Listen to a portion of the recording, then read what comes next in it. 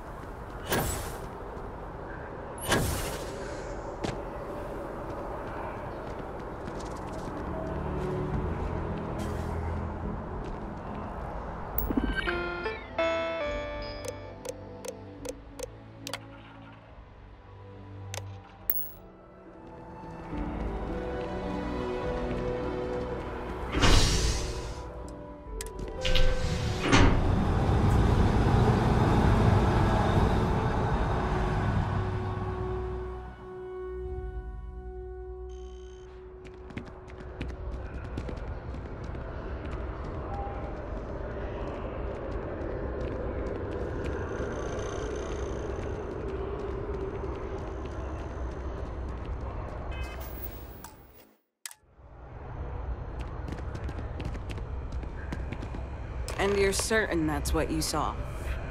Oh yeah, he was wearing a flannel shirt underneath a trucker jacket.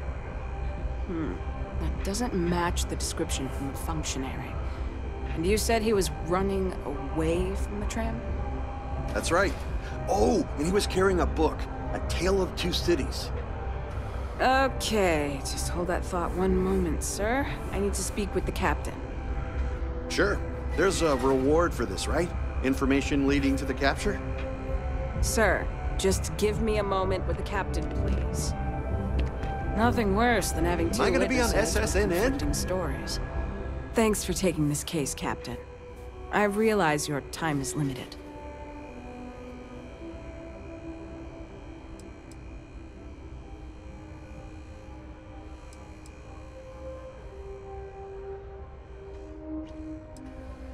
Thanks, Captain.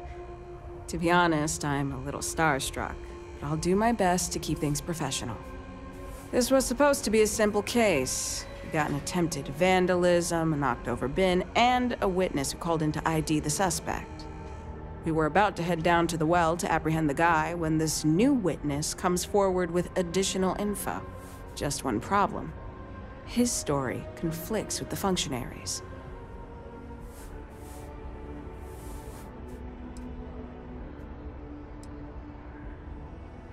The opposite of what the functionary said. He claims the vandal didn't escape on the Nat, but ran up the stairs out of the station.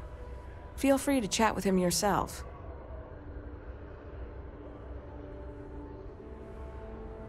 Yes, sir. I was the one who took the call and reported it to Sergeant Yumi. Normally, we don't give this much weight to tipsters, but when it's a masked official, we tend to take them at their word.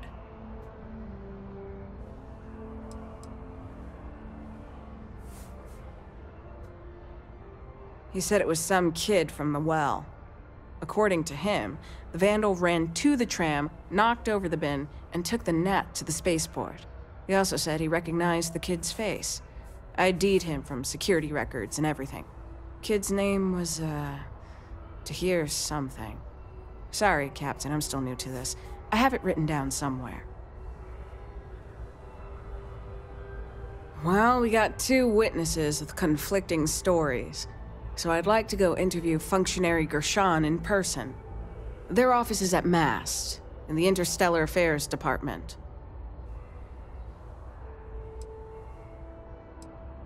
Affirmative. And as the higher-ranking officer, I'll let you take the lead, Captain. I watch a lot of true crime movies. I can be a big help.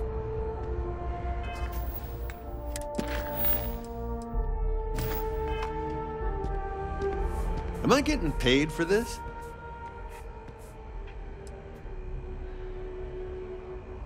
Yeah, not every day you see one of those, so I got curious and took a peek. It was A Tale of Two Cities by Charles Dickens. My guess, he was using it as some sort of cover.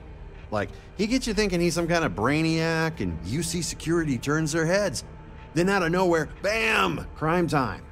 I've watched a ton of detective serials, so I know what I'm talking about.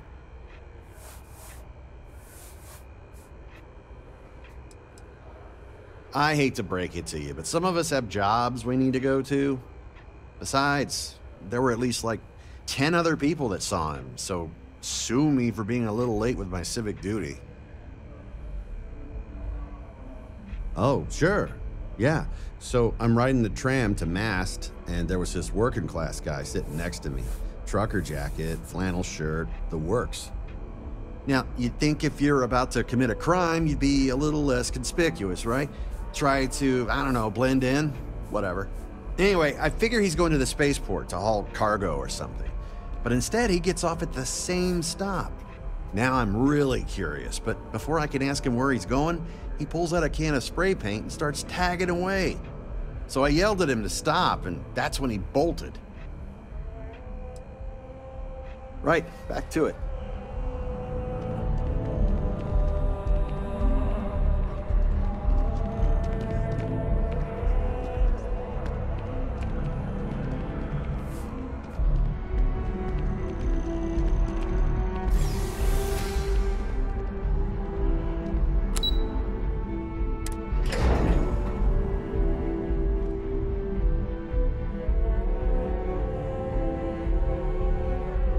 Saw your ship come in. Nice ride.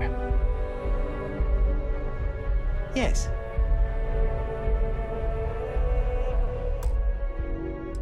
Ah, Captain. Can I just say, it's a pleasure to meet the hero who stopped the Terramorph invasion. And Officer Markkanen, was it? I see you're here as well. Is there something the matter? We just need to go over your testimony again. I apologize, but I can't right now. I have an important meeting I need to attend. But I'd be happy to stop by UC Security later and speak with your sergeant.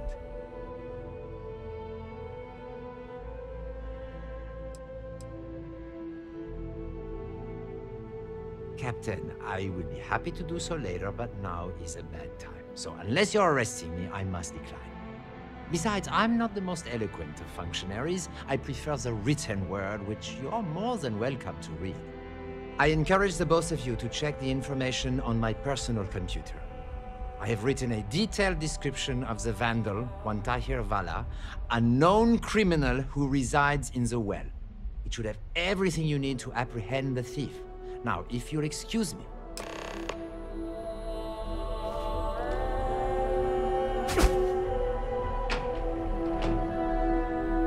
You'll find everything you need to arrest Mr. Vala on my computer.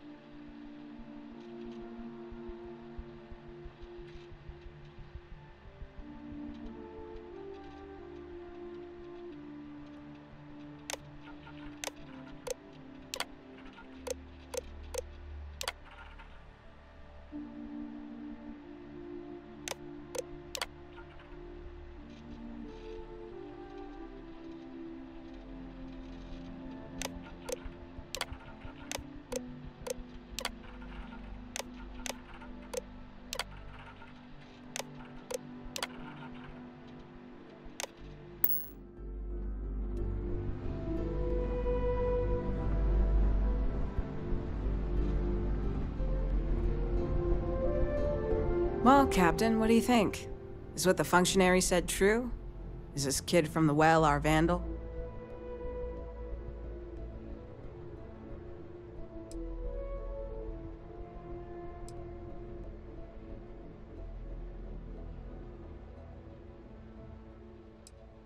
You sure, Captain?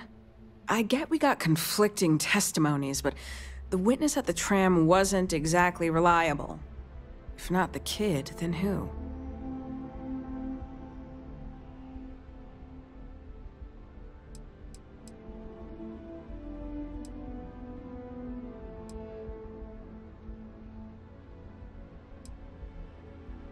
What?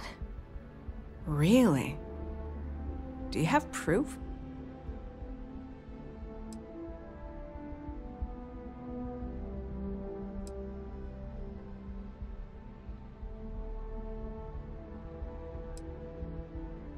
If the terminal doesn't have what you need, try checking around his desk. Maybe even go through his trash. Why? Do you not have enough proof as is?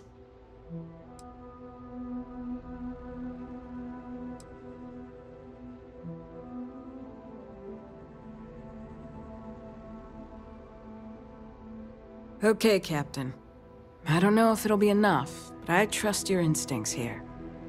And if the functionary's the perp, that means he not only committed the crime, but tried to frame the kid.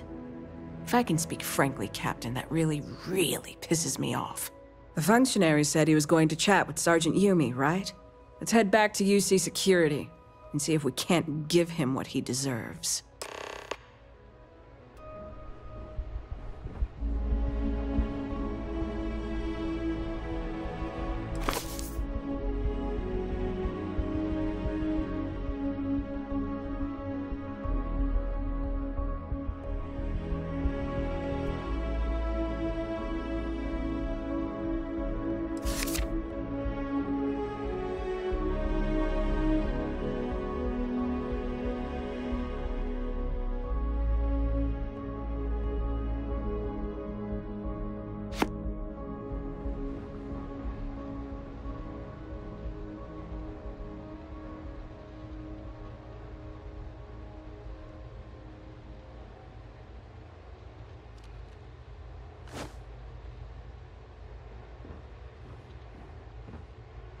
What is it, Captain? We got our suspect. Let's go put him away.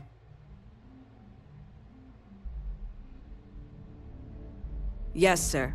I joined after your heroics on the spaceport. If you don't mind me saying so, you're kind of my inspiration.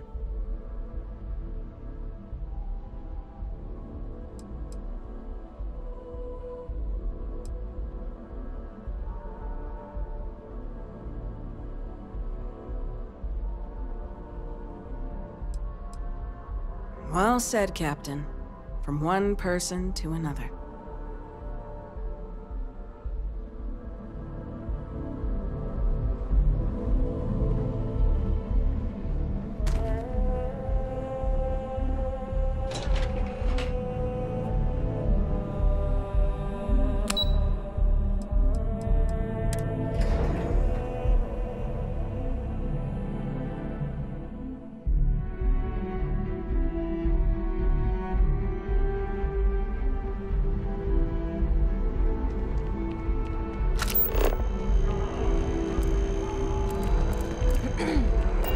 I watch a lot of true crime. Am I getting paid for this?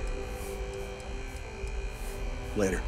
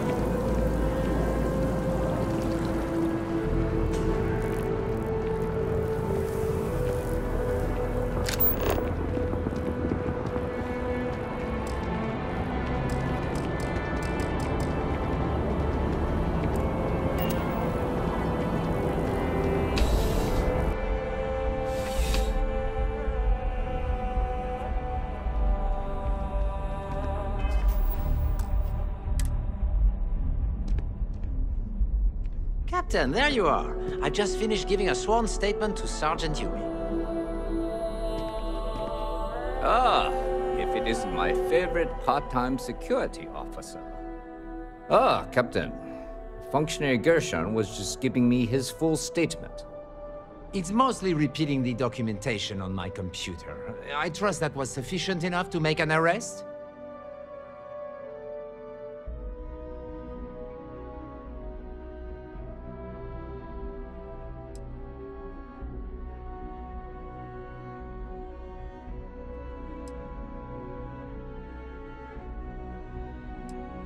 Captain, I'm sorry. I'm not sure I follow. Functionary Gershon, you're under arrest for vandalizing the tram and an attempted frame-up. Depending on what you told the sergeant, we can probably add false testimony to the list. Hold on. First off, these are very serious accusations, Captain. Are you sure you want to go down this road? More importantly, Do you have any proof?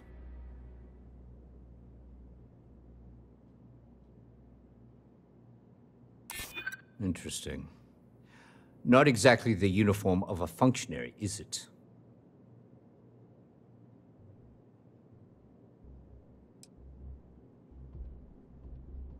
I do recall the functionary being quite upset about that incident. We could never verify it actually happened, though.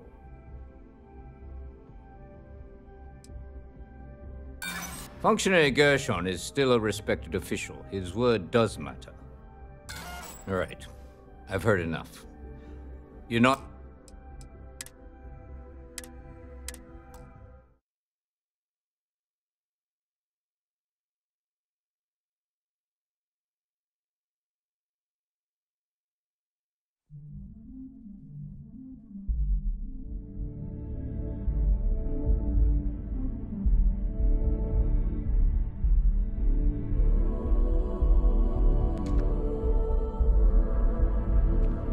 Crime has slowed down since you started helping out, which is good for morale. Ah, Captain. Functionary Gershon was just giving me his full statement. It's mostly repeating the documentation on my computer.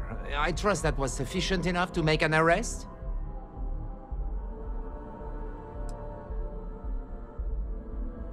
Captain, I'm sorry. I'm not sure I follow.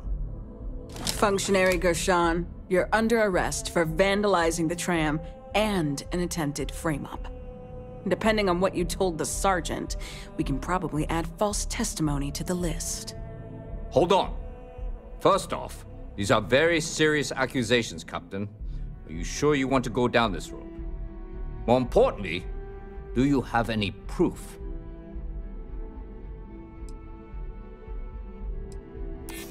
Interesting. Not exactly the uniform of a functionary, is it? Well, you were right about the Terramorphs. Thankfully, the stakes are lower here. Now, that is pretty damning. Old Earth books are very hard to come by.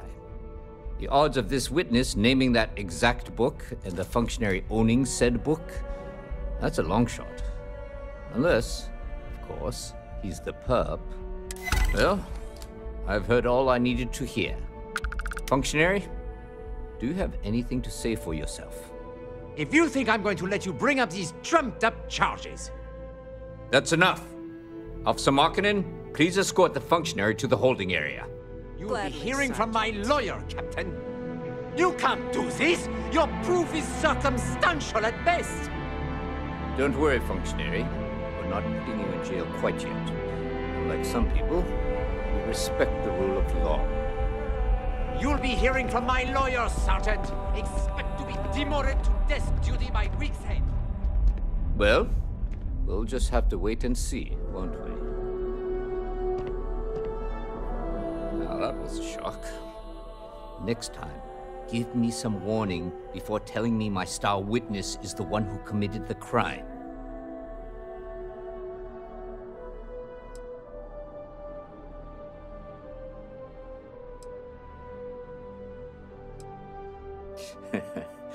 Between you and the Terramorphs, it's never a dull day around here, Captain. Anyway, good work on this case. Functionary Gershon may talk tough, but I know his type. It won't take long for him to crack. And hopefully, that means the end of his obsession with the well. And, speaking of endings, I was going to mention this earlier, but I didn't want things to turn all sentimental in the middle of your investigation. With all the new recruits as of late, our staffing problems are no longer an issue. Which means we've exhausted our need for a part-time security officer.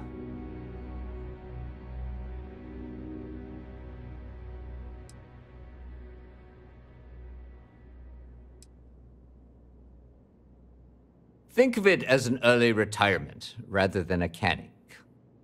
In any case, it was a pleasure working with you, Captain. On behalf of the entire UC Security Department, I wish you the best of luck with the Vanguard and your future missions.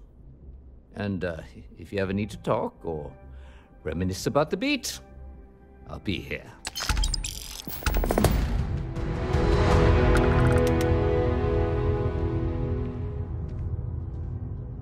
credit for your thoughts, as they say. Yes, of course. Thank you for the conversation and everything.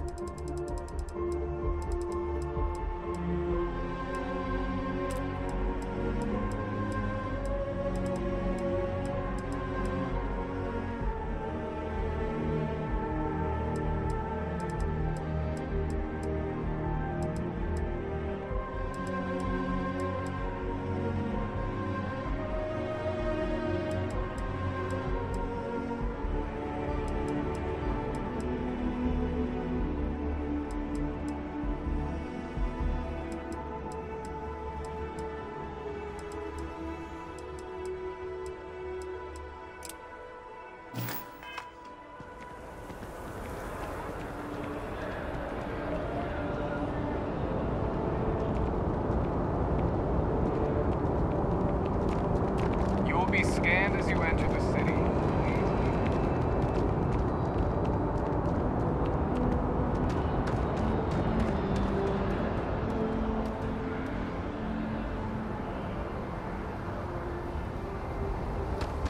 How can I be of service, Captain?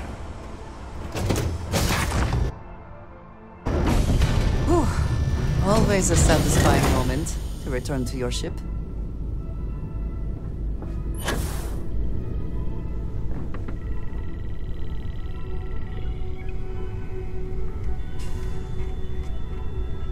Good to see you.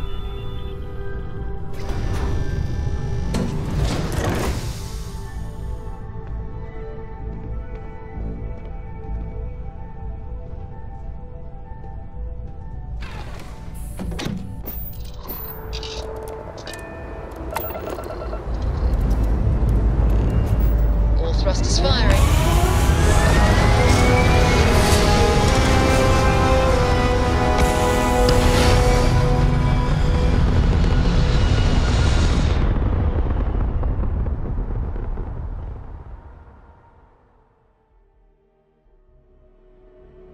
Orbital pattern You are locked in. entering United Colony space.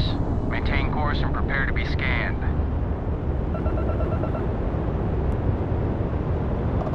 Scan complete. You are cleared to land at New Atlantis. Please enjoy your visit.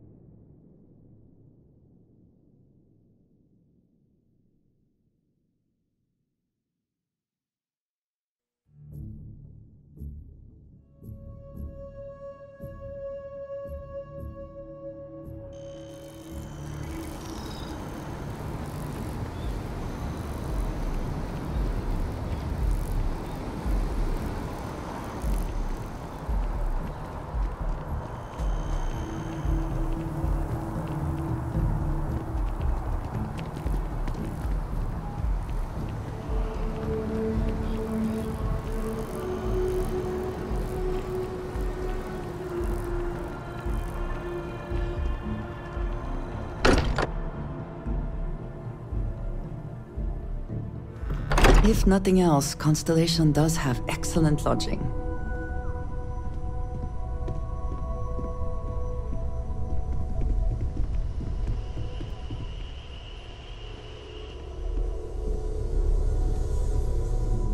Good luck out there on the fringe. Keep both eyes on the back while you're out there. Make sure those starborn don't creep up on you.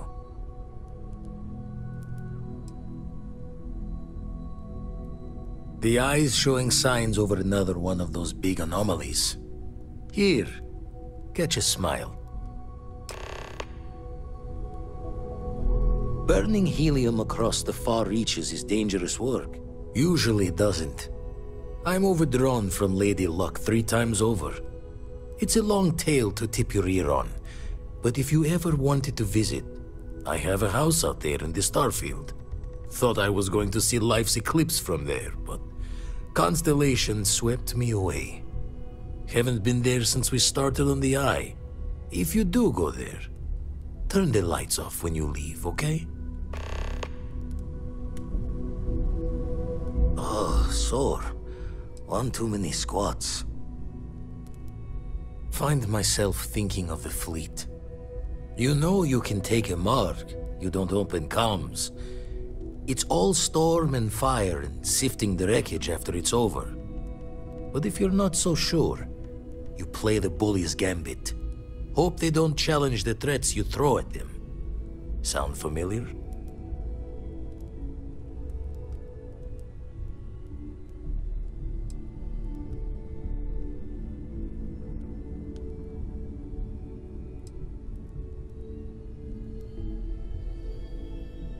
Thoughts taking a stroll through my mind is all. A striker lurking in the shadows has good reason to hide. Won't be easy to drag them into the light.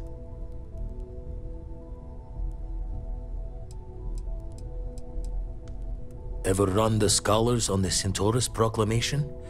The original treaty that gave every human the right to colonize the stars? Stolen by some fool's joke of a Crimson Fleet rook looking to trade names to Captain. Sight to see pinned above my chair, like the whole settled systems was mine for the taking. Time dances its years forward, and I'd retired. That's when our own Sarah Morgan walks into the tale. Fire in her eyes and her head full of intel I thought I had spent a labor's efforts burying. Of course, I didn't have the Centaurus Proclamation just lounging in my pockets. Belonged to the ship and her new captain in the fleet I had left behind. Tipped your ear long enough, but the short line of it, Sarah and I returned the treaty to the rightful owners, and I decided to hang around, lend an old pirate's wisdom to the mission.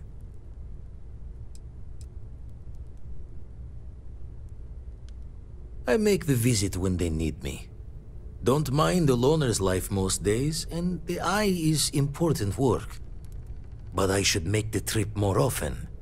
Can't let Walter be the only one tending bar there too long. Everyone will forget what a good drink tastes like.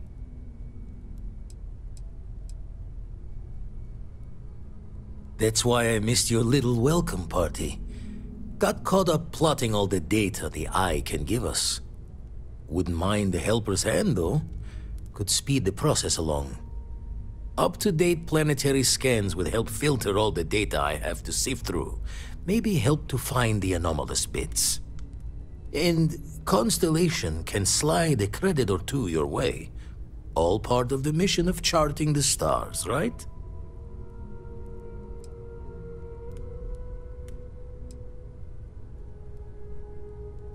When you're orbiting a planet, your ship's scanners can pick up all sorts of information. Signs of life, resources, structures where they shouldn't be.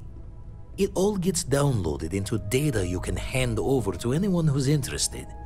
And Constellation is always more interested than most. Then we're hand in hand in agreement. Now, get out there and burn some helium.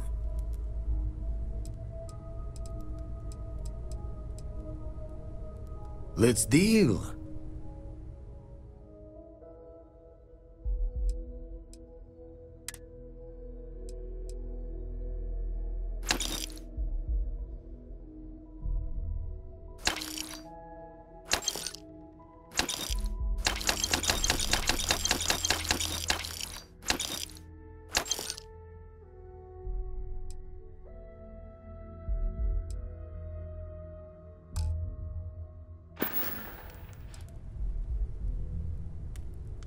Jaw the words another time, then.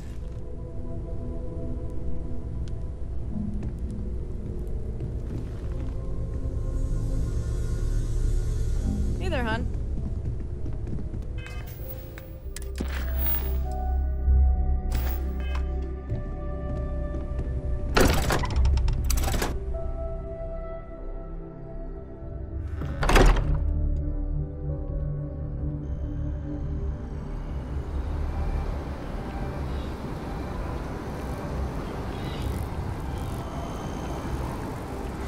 Hey, no funny stuff with that boost pack. Got enough plane traffic.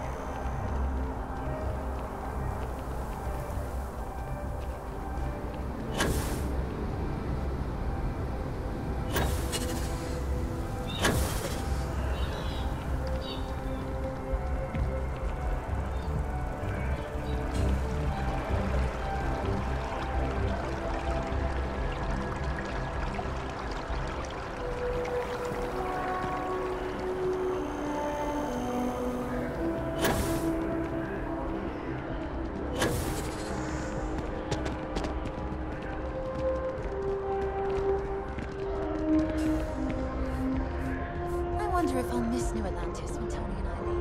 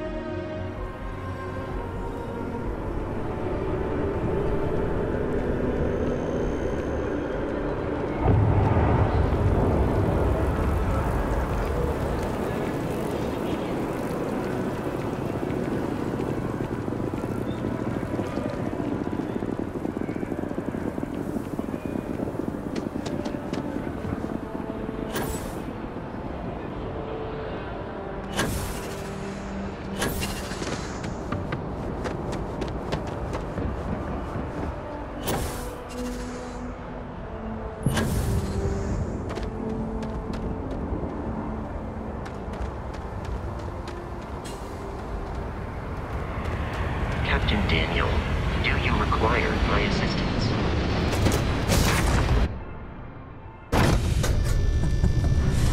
Any adventure you can fly away from. Is that how the saying goes?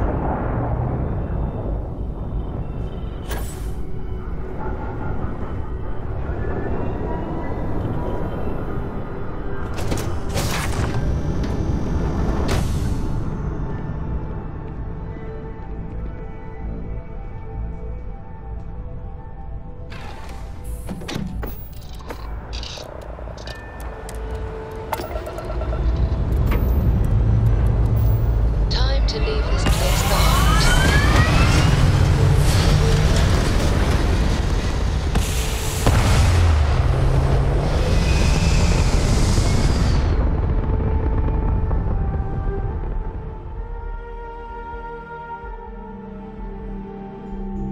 Orbital insertion completed.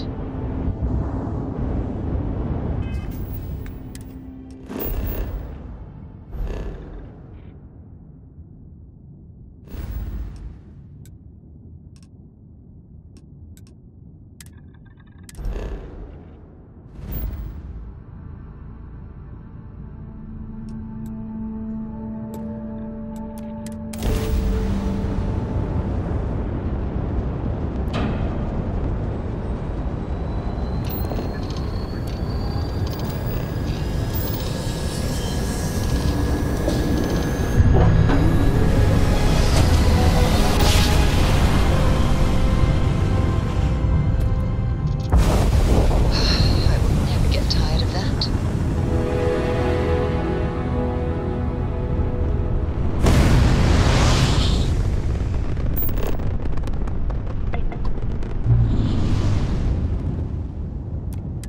Welcome to Stroud Eklund Star Yard. Permission to dock granted.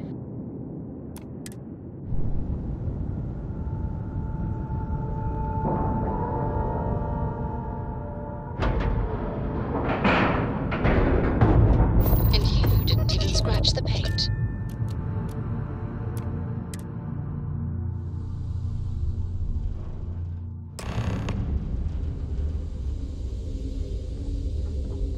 Greetings, Captain.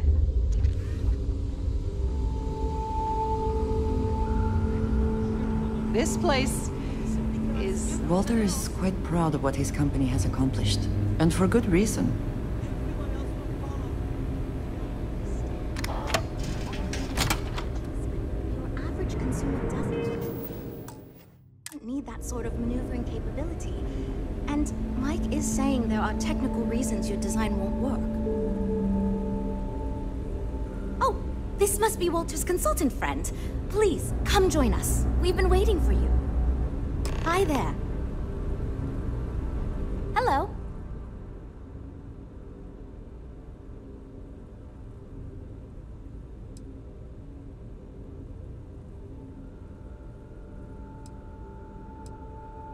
It means I'm responsible for making sure our projects are carried through to completion. I'm not the one calling all the shots per se, but I do need to ensure the people making those calls are empowered to do that within the limits the executive set for us.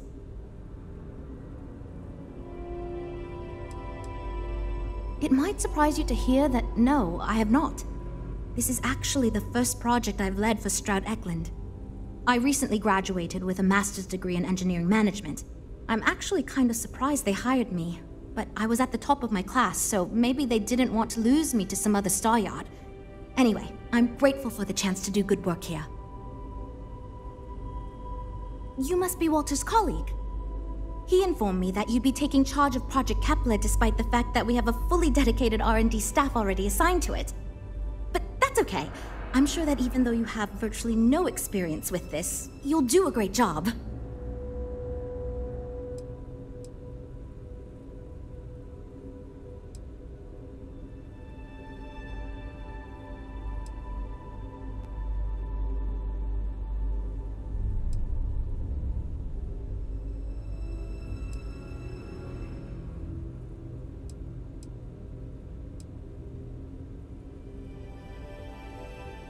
Yes, of course.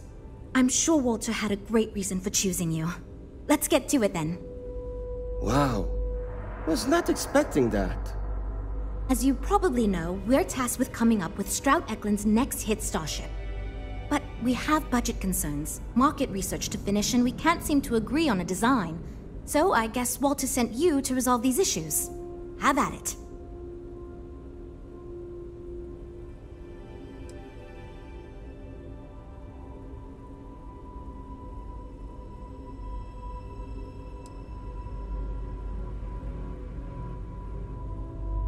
Sure.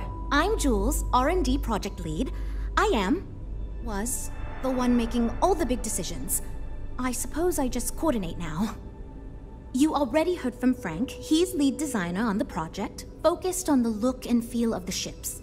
There's Ella, another senior designer. She focuses on some of the more technical designs of ships. Went to school with Frank.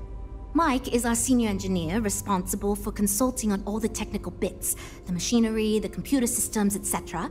And then there's Nev. She's here for marketing. It's her job to weigh in and sell this thing to consumers.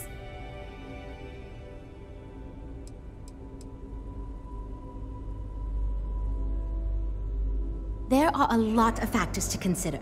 Who is our market and what do they want in a ship? Which components are we putting into it? How fast should it go? How much cargo capacity should it have? What color should it be? We need to decide every little detail.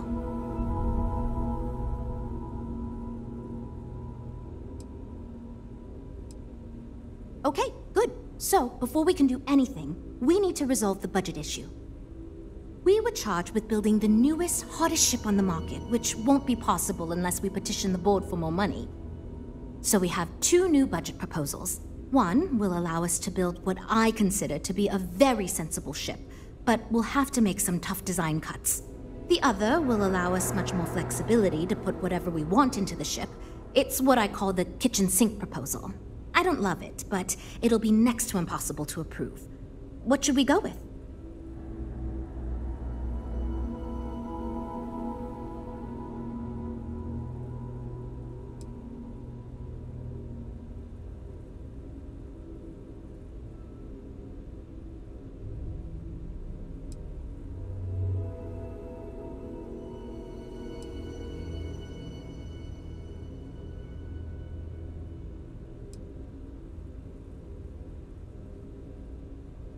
While it's true we'd be able to afford to put anything and everything into that design, it's just not practical. And the board will put more pressure on us to see that it succeeds. I worry that without constraints, my team will be disincentivized to focus this ship in any given direction. And they'll try to cram in everything but the kitchen sink, hence the name. Who knows what kind of monstrosity we'd create if we tried to incorporate all of our designs? And would something that expensive actually sell?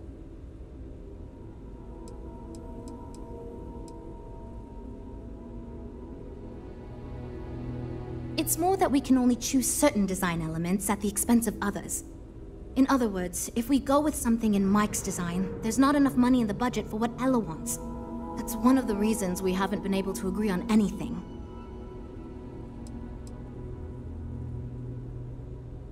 I'd love to, seriously. It would be a huge win for us if we came in under or at that budget. But none of the viable designs for this project can be made for that amount. I've already rejected that budget, so I have to go to the board regardless. And since you're now responsible for the major decisions, which budget proposal we go with falls on you.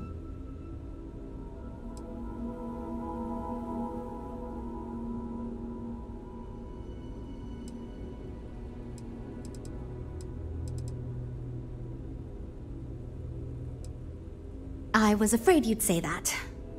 Look, I'm the one who has to go to the board with this proposal, so before I can convince them this is going to be worth it, you're going to need to convince me. Oh, and I seem to have lost your attention. Nice.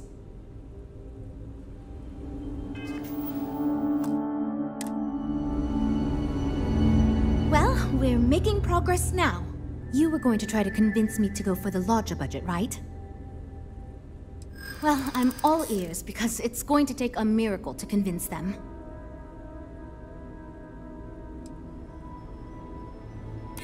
You know, as 50% of the Stroud-Eklund name, that might be enough.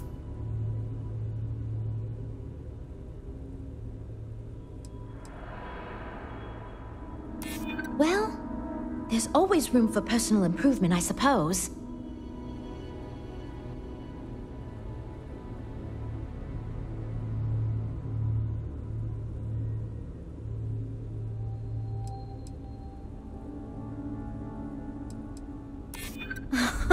Okay, that's pretty good.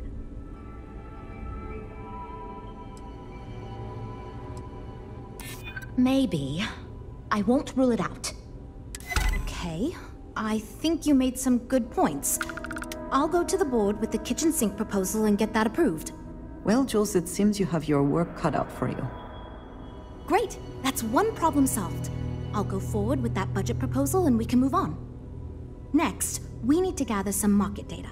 The best way to do this is to outfit your ship with some sensors and take it through some real-world scenarios so we can make more informed design decisions.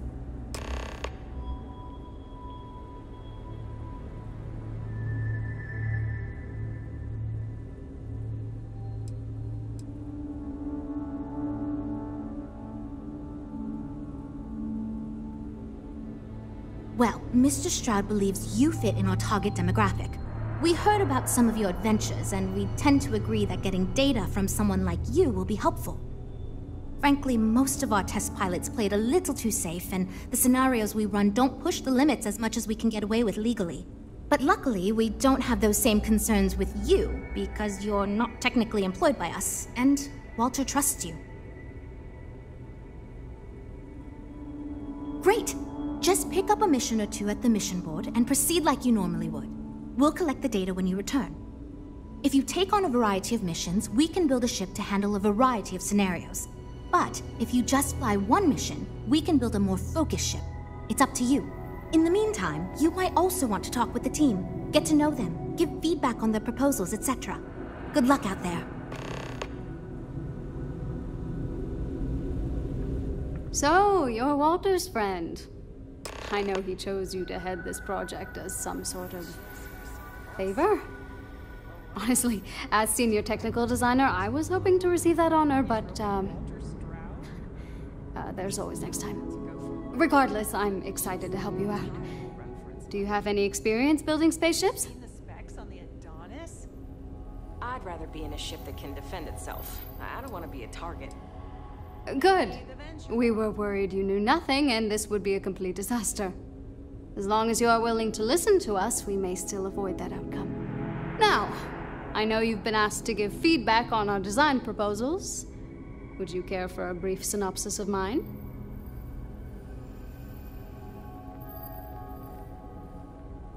Of course. But first, let me ask you this. What pilot demographic is currently being underserved by the current Starship market?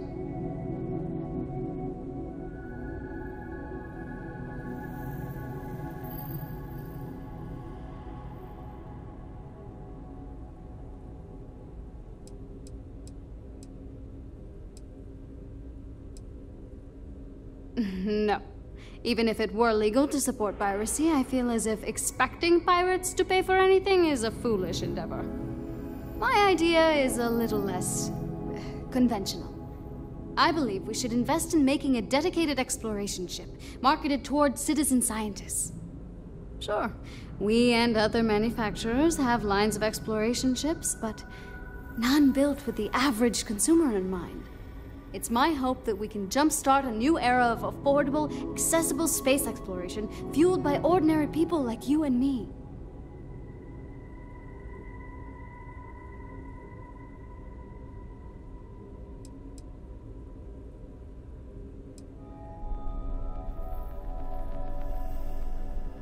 I'd start with a small ship profile.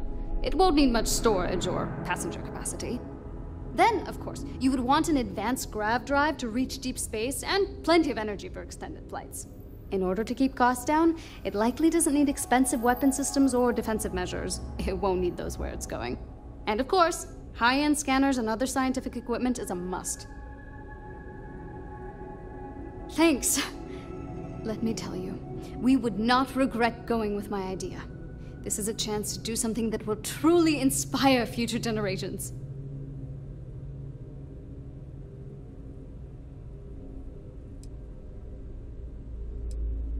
Well, as a senior designer, I'm trusted to work on some pretty important features on these ships. Most of my work is on the technical features, designing them to be more user-friendly. Computer systems like navigation, targeting, you name it. It may not be as glamorous as what Frank does, but without me, these ships would be almost impossible for the average consumer to actually use. Why do I feel like answering this could be a trap coming from someone who was sent here by Walter to step in and take over our project? It's not like I have anything to hide. I used to think working for a super wealthy corporation would be terrible, but honestly, it's pretty great. They've been good to me, and the stability is way better than any startup. I've had opportunities I wouldn't have anywhere else, so yeah, pretty great. Okay, yeah. Bye. I'm wondering if we need another chef in the kitchen. Then again, I hear Walter brought you in to finally make a decision around here.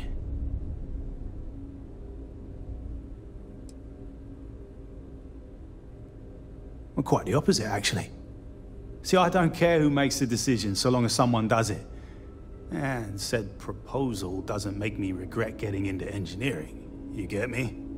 Speaking of which, I think my plan will get us where we need to be as quickly and efficiently as possible. It's simple, no frills, and most importantly, won't cause me any major headaches on the engineering side.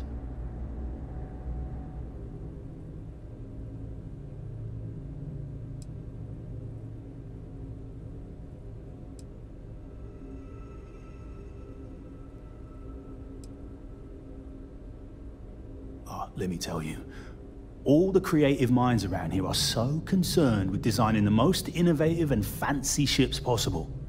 They never stop to think about the kind of work it takes to do that in a reasonable time frame. Yes, we're engineers. Our job is to make the bloody impossible possible.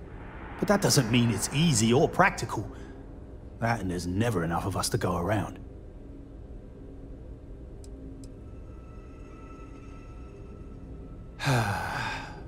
Couldn't figure it out from the engineering talk?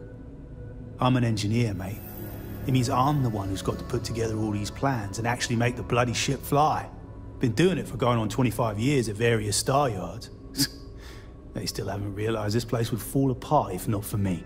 Instead of letting me get to my work, they keep giving me fancy new titles and got me tied up in endless meetings like this one.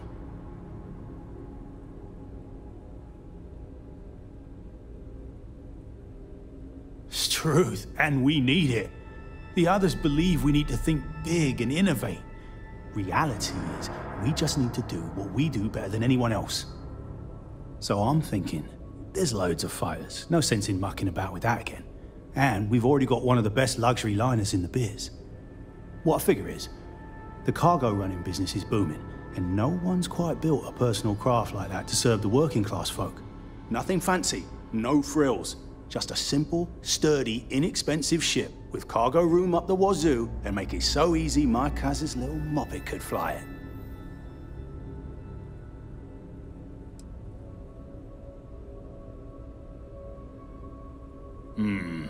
Yes, of course. Zhuzh it up, just enough to disappoint me even more when we ultimately end up choosing something ridiculous. Thanks.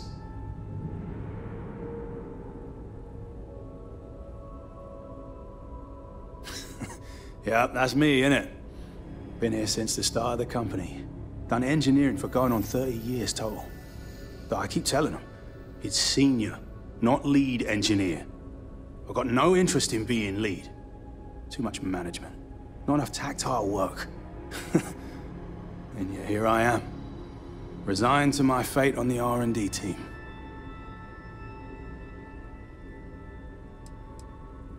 I assume you mean the company and not the people. Because even if I didn't already think so, I'd tell you that both Walter and Issa are great. The company's still kind of young as far as Star Yards go, but it seems to be going in the right direction, despite what it may look like.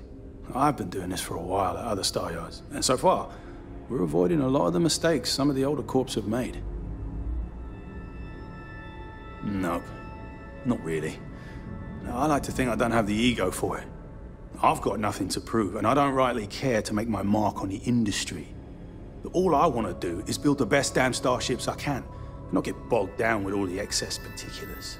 But upper management loves the work I do, and they wouldn't let me say no to this. I guess they needed someone to keep everyone's heads out of the clouds, so here I am. Later, mate.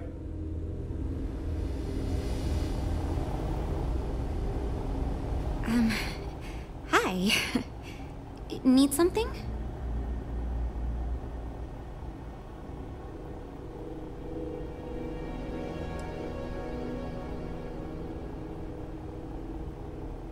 Oh, no. Well, it's just... I'm a little new here, and everyone's got these big, flashy designs. And I'm supposed to come up with one too, but like, I don't know if it's as good or like, good at all, even.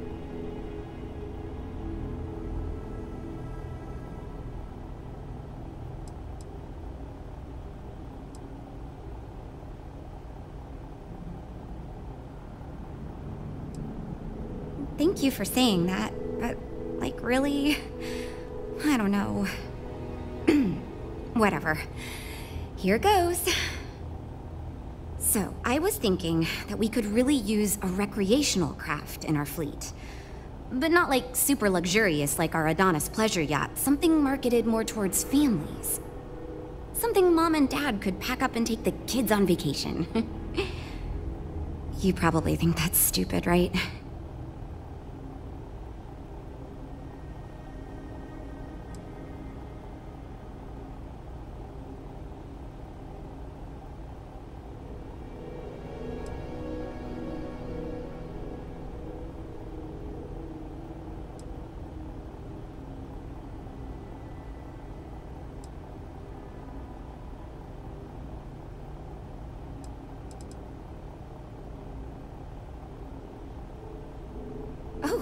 Really? Wow, I am... Thank you. I'm really glad I told you about it. Well, if we end up making it, I swear I'll work up a hell of an ad campaign for it.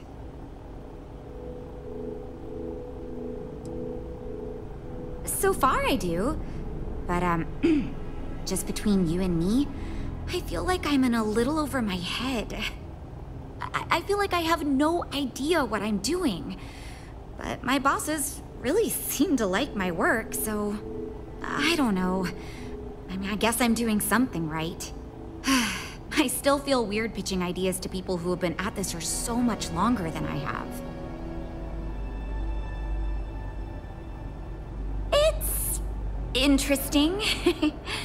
I'm new, and I've never done anything like this before coming here. Marketing for ships, specifically, that is.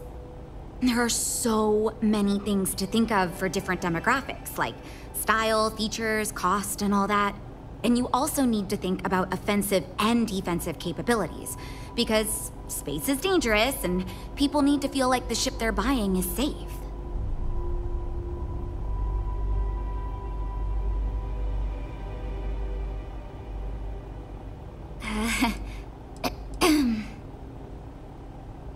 Yeah, I've only been here for a few months. I did a little marketing for Chunks before this, but it was really more of an internship. Ships are like totally different than that. I applied for the job here on a whim because I thought it'd be fun. I never expected to be hired. The Eklund family is loaded. Then you throw in water. Catch you around. To go from literally nothing to ships that give Tayo a run for his money. Have you seen the specs on the Adonis? You know, I have designed spacecraft for over 10 years. So, you must have really impressed Walter for him to give you this project. Or maybe it's a bit of nepotism. Never mind that. Perhaps he sees in you what he sees in me.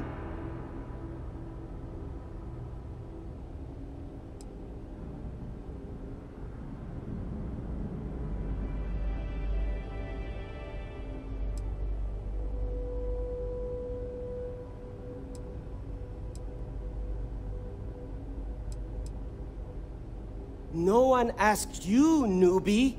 I don't even know why I am being asked to accept feedback from someone who only just joined our team.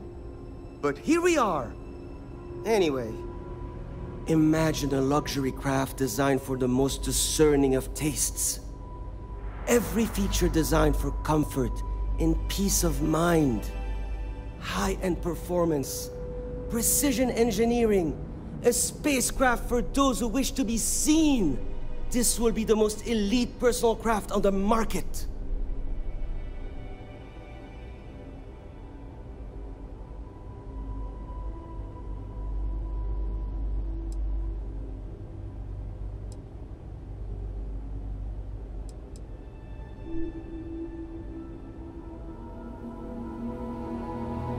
I'm sure such ideas have been featured in the top trade publications.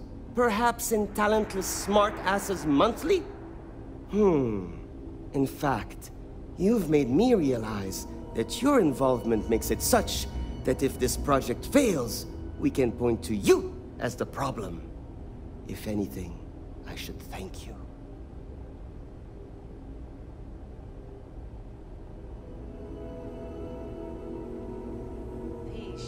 Or something else. Well, what do you expect? Because I am the lead designer on the project. It is literally my job to design it. It is frustrating because I keep getting pushback. And Jules has this idea that we will make a better product by designing it all together. Since everyone has equal say, it led us to a standstill. It was much easier before.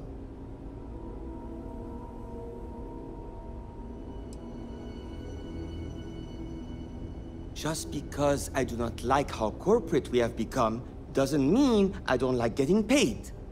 Besides, with every successful ship I design, I believe I can influence the company to shift away from typical corporate bullshit and back to taking risks by pursuing art and innovation. Then again, here we are.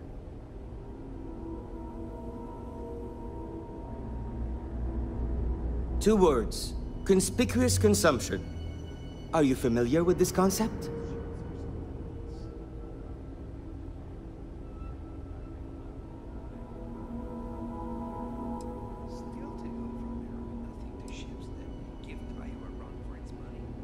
Huh.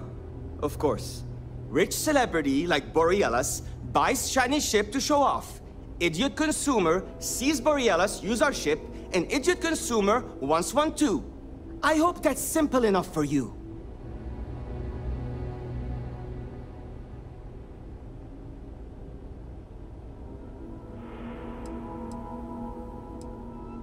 Later.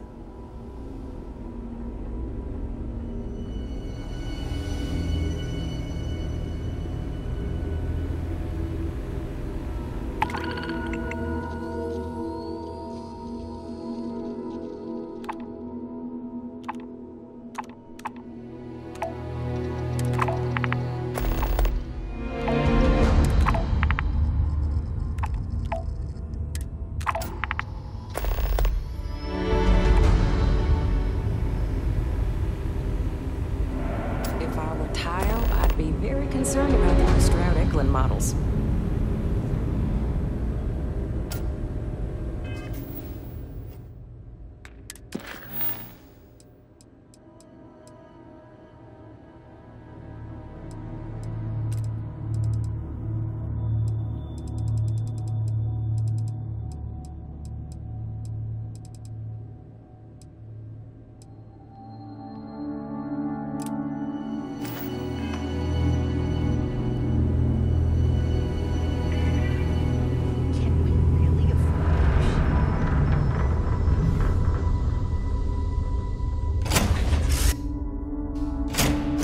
I find the interior of this ship comforting.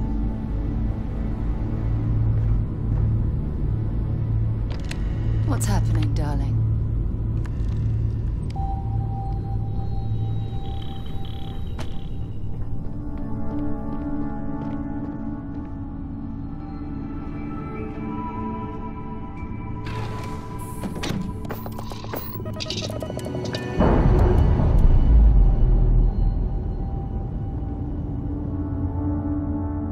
Nice. Clean sip there.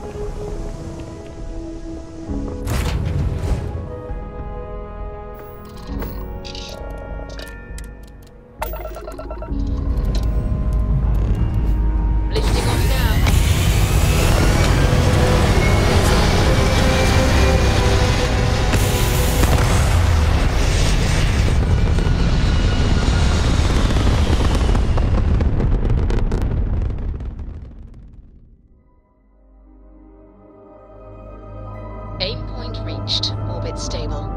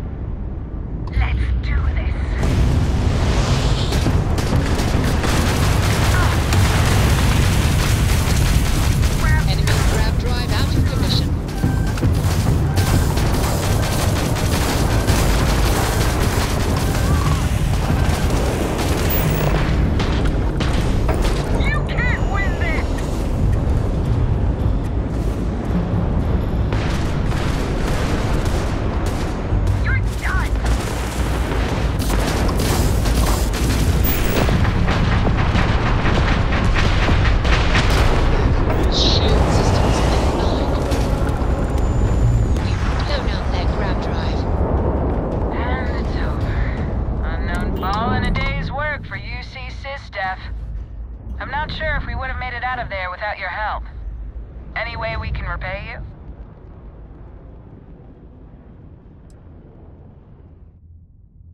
Hope this helps you out. You take care out there.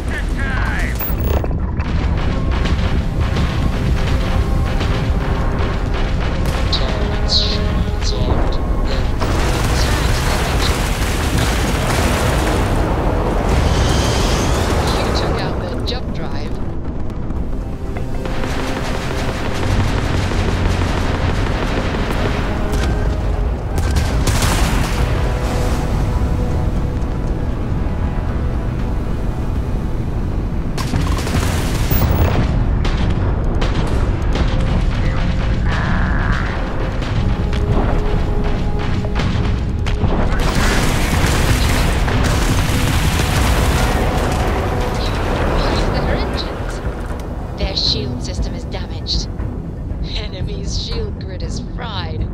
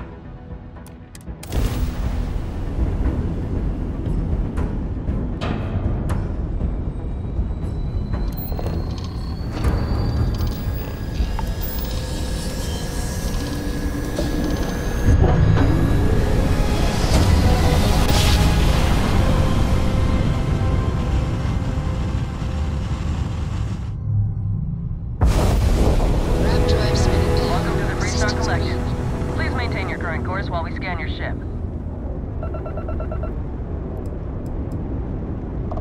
Scan complete.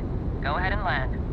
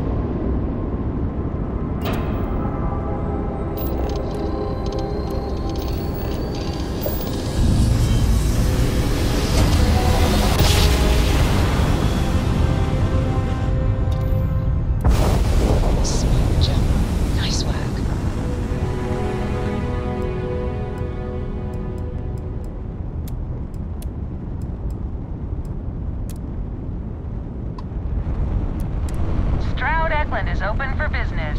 Come aboard and let's see about getting you a solid upgrade.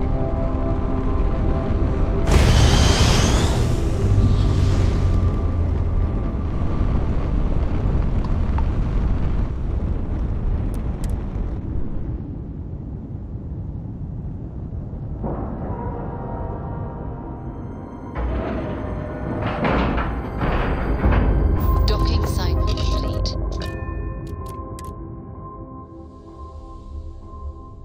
It is good to be back in our own ship.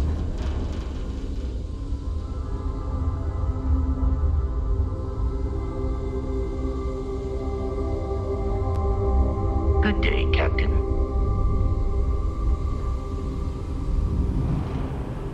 I came out of curiosity.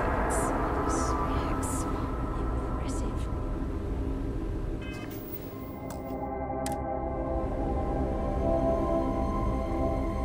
We've got people. This is going great. Just fantastic.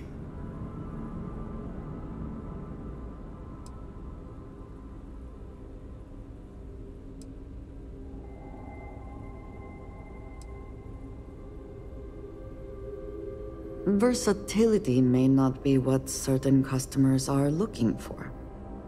So you managed to complete a couple different missions. This will give us lots of data to support building a ship that can tackle a variety of scenarios. Of course, if we build a ship like that, we may need the kitchen sink budget, but we'll see. Thanks for your help. Now we just need to solve our interpersonal issues so we can agree on a design. Easy, right?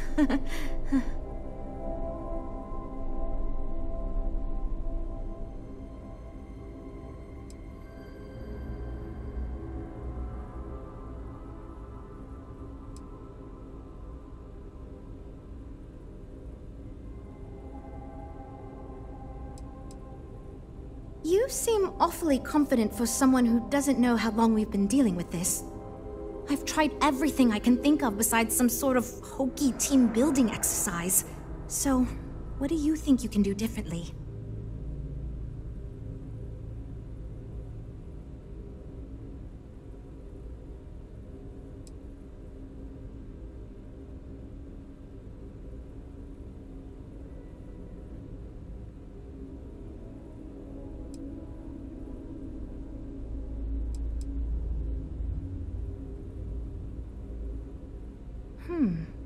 I can't believe I didn't think of that.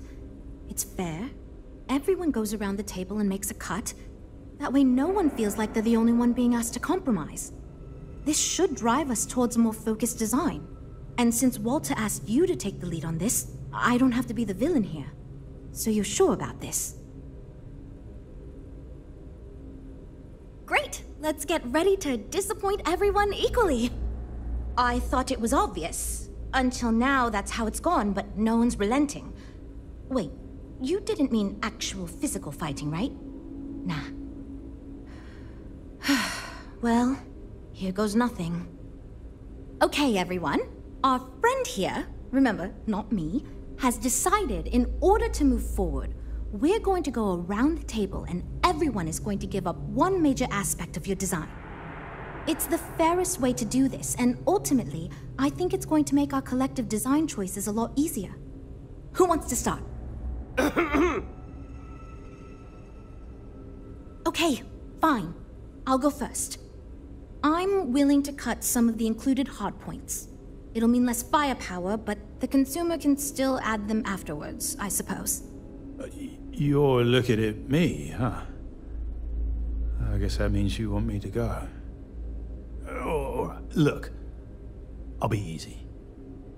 You know I wasn't looking for anything fancy, but if I've got to make cuts, we can reduce some of the cargo base.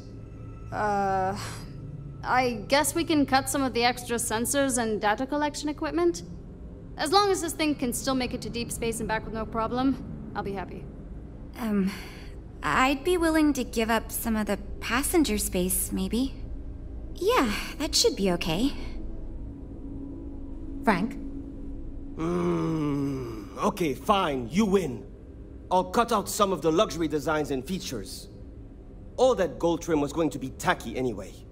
Well then, that wasn't so bad. I feel much more confident we can actually build this thing.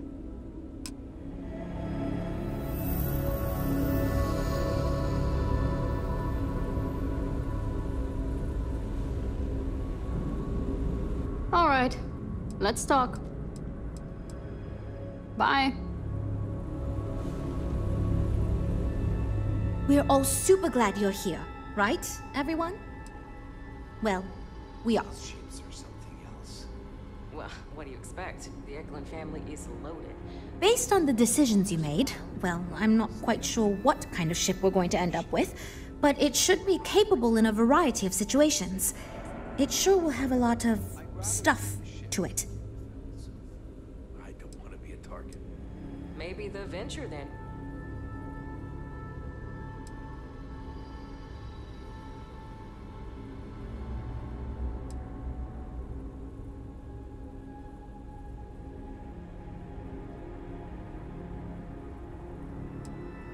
This ship's going to be big, and it's going to have the best components available. I'm sure it'll be very capable of handling any situation thrown at it. This thing is going to be a beast, and I don't know how we're going to make it look halfway presentable. My only other concern comes down to the sticker price and how we're going to actually sell such a monstrosity, but that's marketing's problem now. Poor Nev. I hope not, but it's possible. If the ship sells well enough, the board will have no problem increasing the budget next time. The data you gathered for us will last a while too, and I think I picked up some useful techniques from you to help us work together better. Now that we've addressed all our issues, we can move forward, finalize the design, and get this into production pretty quickly. If you could do us a favor and let Walter know that we're back on track, I'm sure he'll be thrilled. Thanks for your help.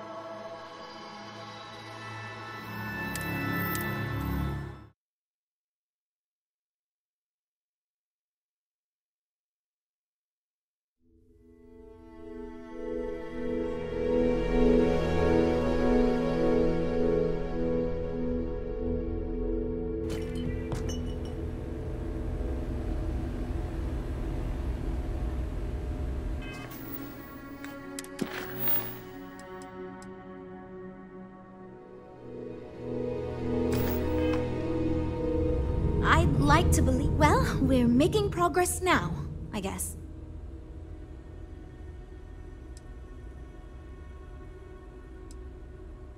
Oh, yes, I actually do have a proposal.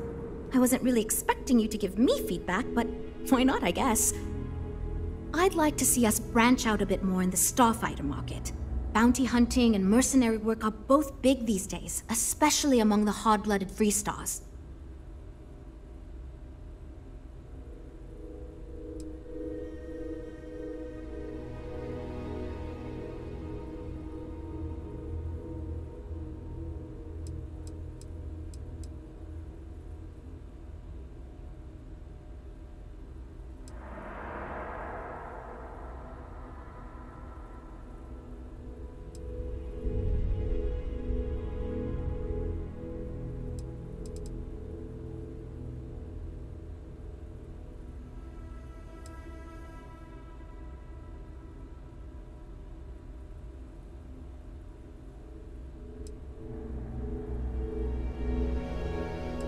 Hi, still here?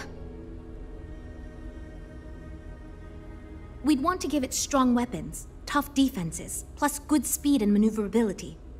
Most starfighters are fairly small, and the tricky part is keeping costs down with all those fancy modules.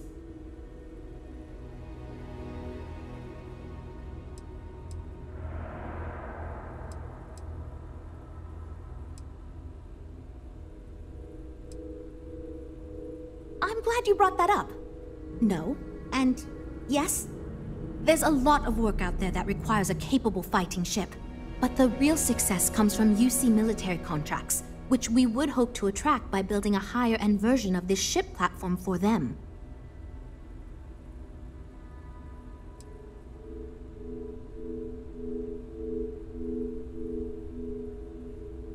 could be right. There's got to be a better way to pitch the idea.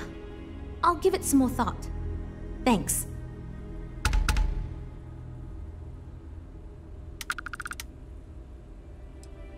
We'll chat again soon, okay?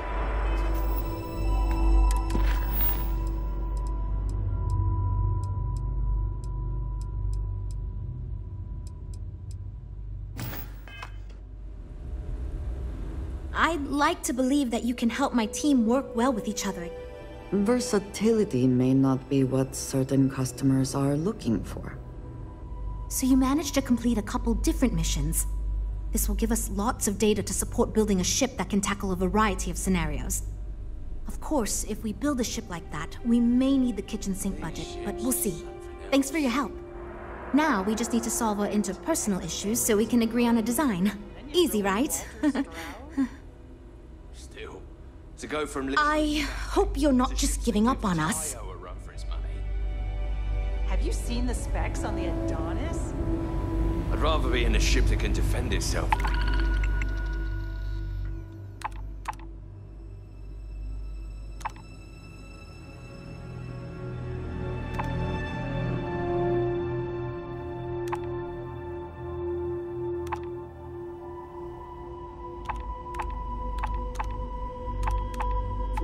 I don't want to be a target. Maybe the Venture then. We're all super glad you're here. Versatility may not be what certain customers are looking for. Well, we've got some issues getting the team to work with one another. We need to solve that.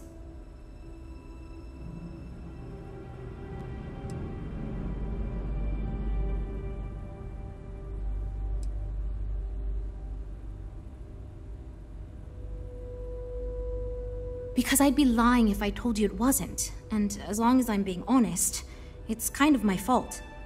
I had this idea that we should all collaborate on the design because I thought it'd give us the best results. And I'm not willing to give up on that idea. But it's made this challenging because it made everyone equally invested and no one wants to give up anything.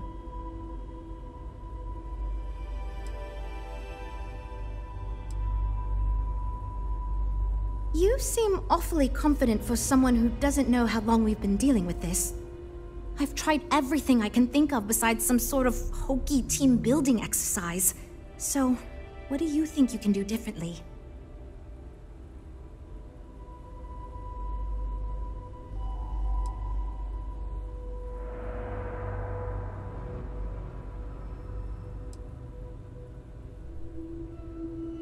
Okay, for real. It's mostly been just a bunch of arguing. First, we tried a group brainstorming session, and that went about as well as you can imagine. We tried individual designs, but that backfired. We've had meetings focused on individual aspects of the ship, and that just prolonged the process. I could have put my foot down and made a decision, but then I'd be giving up on my idea that collaboration will build us the best ship. That, and I don't want anyone to resign because of me.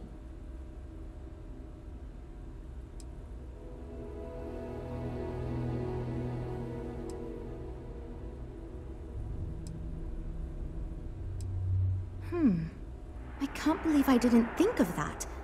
It's fair. Everyone goes around the table and makes a cut. That way no one feels like they're the only one being asked to compromise. This should drive us towards a more focused design. And since Walter asked you to take the lead on this, I don't have to be the villain here.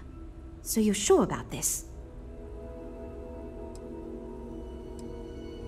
Great! Let's get ready to disappoint everyone equally. I thought it was obvious. Until now, that's how it's gone, but no one's relenting. Wait, you didn't mean actual physical fighting, right? Nah. Well, here goes nothing. Okay, everyone. Our friend here, remember, not me, has decided in order to move forward, we're going to go around the table and everyone is going to give up one major aspect of your design. It's the fairest way to do this, and ultimately, I think it's going to make our collective design choices a lot easier. Who wants to start? Okay, fine. I'll go first. I'm willing to cut some of the included hardpoints. It'll mean less firepower, but the consumer can still add them afterwards, I suppose. You're looking at me, huh? I guess that means you want me to go. All right, look, I'll be easy. You know I wasn't looking for anything fancy, but if I've got to make cuts, we can reduce some of the cargo bays. I guess we can cut some of the extra sensors and data collection equipment? As long as this thing can still make it to deep space and back with no problem, I'll be happy. I'd be willing to give up some of the passenger space, maybe. Yeah, that should be okay. Frank? Okay, fine, you win. I'll cut out some of the luxury designs and features. All that gold trim was going to be tacky anyway. Well then, that wasn't so bad. I feel much more confident we can actually build this thing.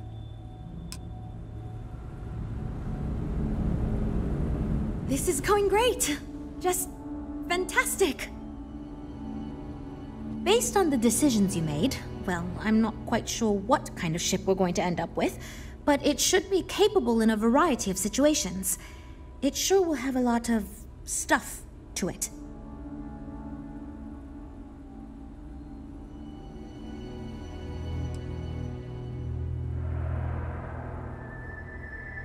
This ship's going to be big, and it's going to have the best components available. I'm sure it'll be very capable of handling any situation thrown at it. This thing is going to be a beast, and I don't know how we're going to make it look halfway presentable. My only other concern comes down to the sticker price and how we're going to actually sell such a monstrosity. But that's marketing's problem now. Poor Nev. I hope not, but it's possible.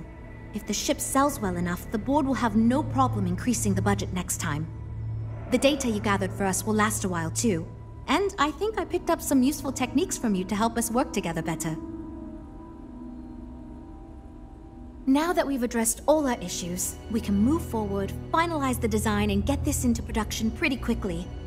If you could do us a favor and let Walter know that we're back on track, I'm sure he'll be thrilled. Thanks for your help.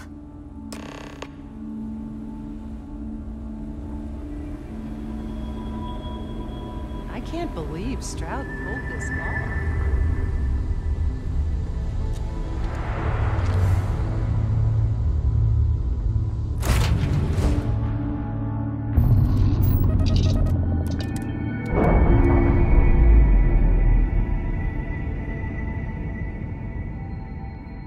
We've detached.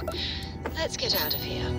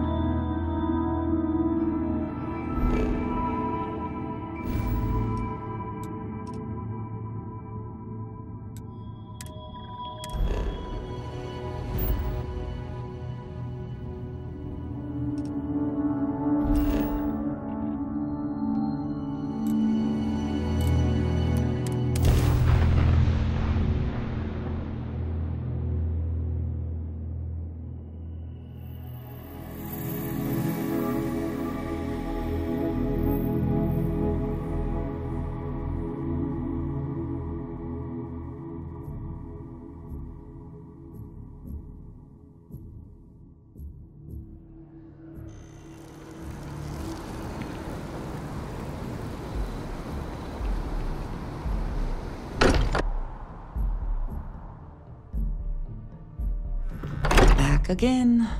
Who do you think will be the first to ask us questions? Mateo or Noel?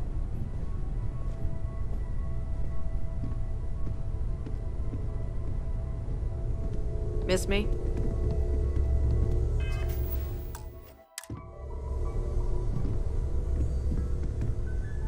At this point, I don't care what you have to do to get that project back on track. Within reason. Good to hear. I figured as much. See, I just finished looking over the final design they sent over before you arrived. I've got to say, it's certainly interesting. They managed to cram just about everything they could into it. Honestly, I don't think it ever occurred to me to do something like that. I'll be honest with you. This is the most expensive ship we've ever made. But I'm confident we can set a price point to make it work. I'll be happy to make it my new personal ship. Additionally, I want you to have one of the first off the assembly line for all of your hard work. Feel free to pick it up at the Star Yard. Thanks again.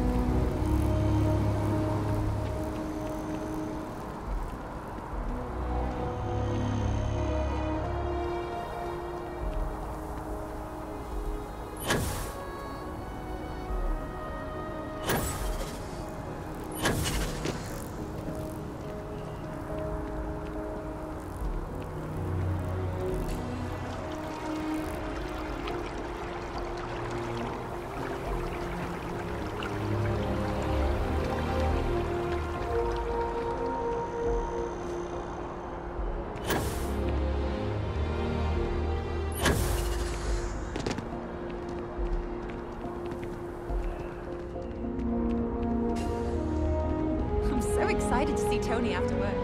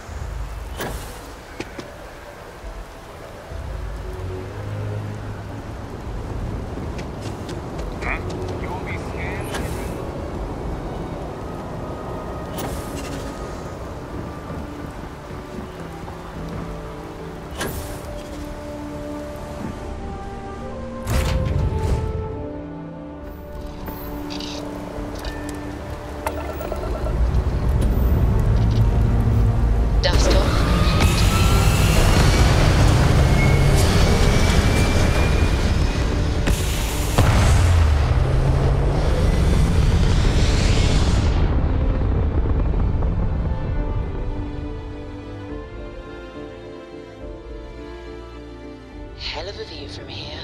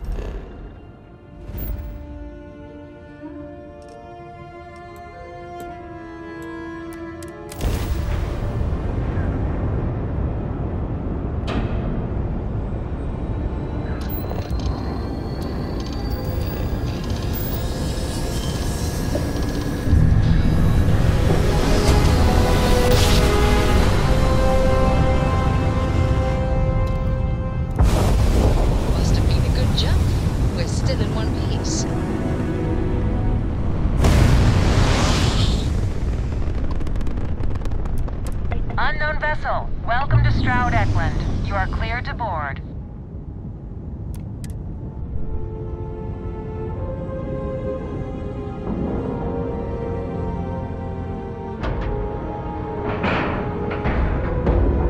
Like a glove.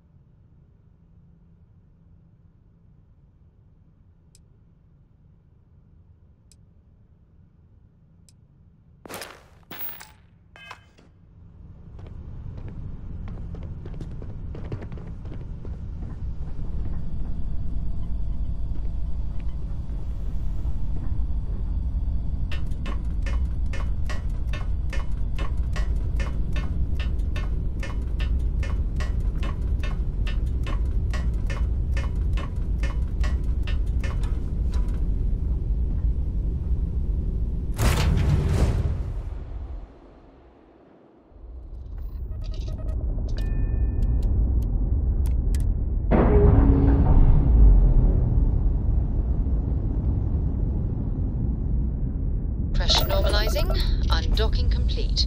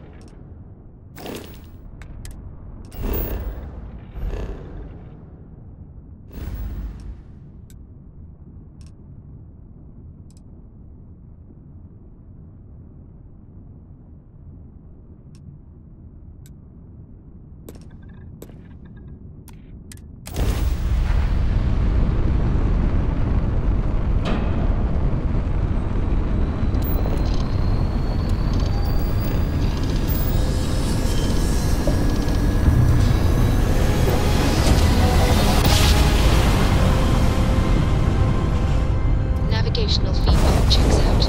We're in the right place. I miss my dear darling in New Atlantis, as I wander the blackness of the deep abyss. My ship is in tatters, all dented and worn, but I trust my old engine to get back by morn. Way out in the blackness, always happy to meet a stranger. Hope my singing was to your liking.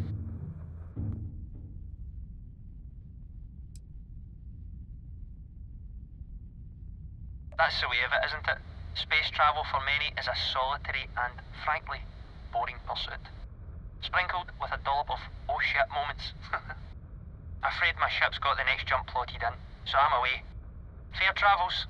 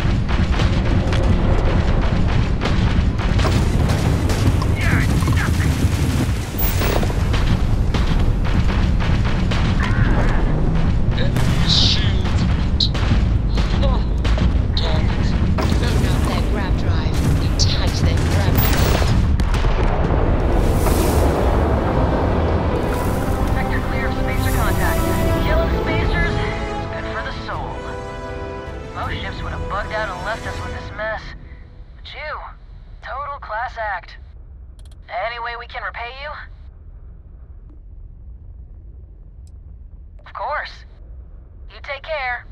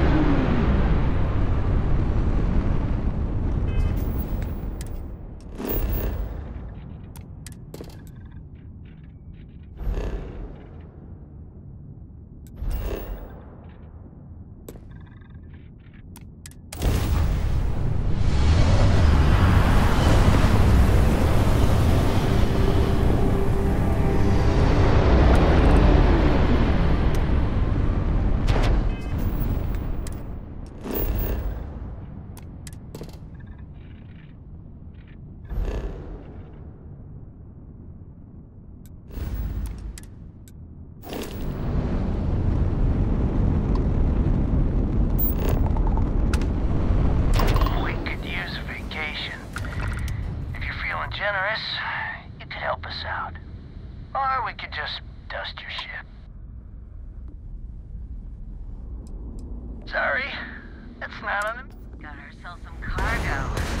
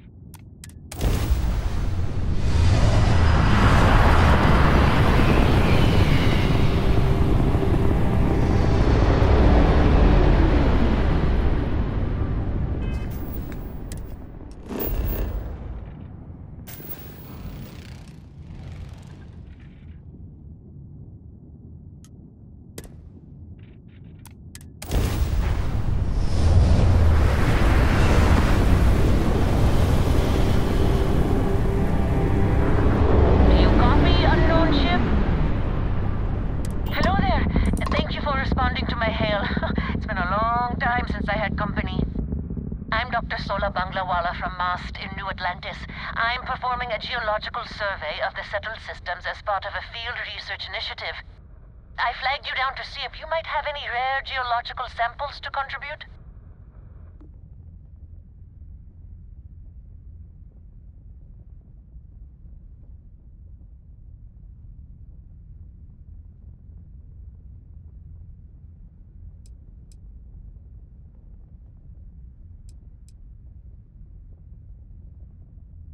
I can't thank you enough. I'm in the market for lithium, platinum, and vanadium right now. I'm not asking for much. I know they're hard to come by.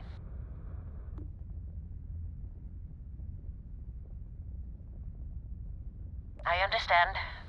Thanks for stopping anyway. I'm going to try my luck in another system. You might want to back up a bit. This old Junker's grav drive is a little on the fritz. Fly safe!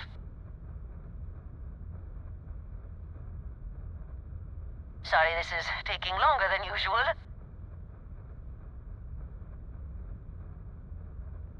So, do you have any hobbies?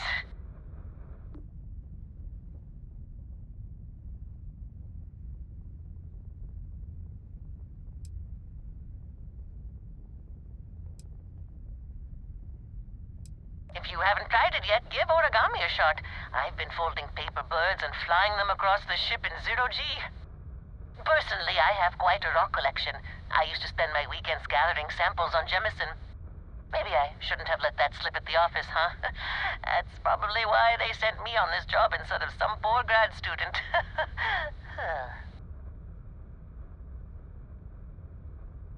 You ever hear the one about the geologist in the music shop? It's a good one. A geologist walks into a music store and asks the cashier, "Got any rock?" The guy looks him up and down and says,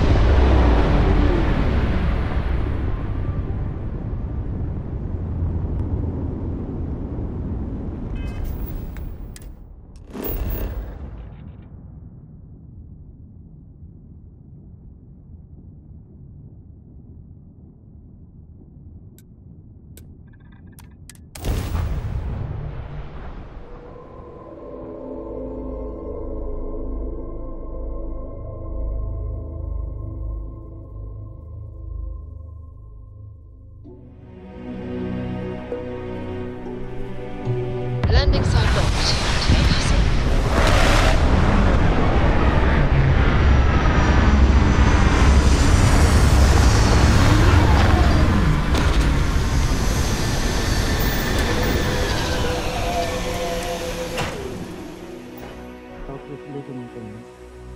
Yes, sir. Captain Daniel, hello. I am satisfied to see that you survived your most recent sleep cycle.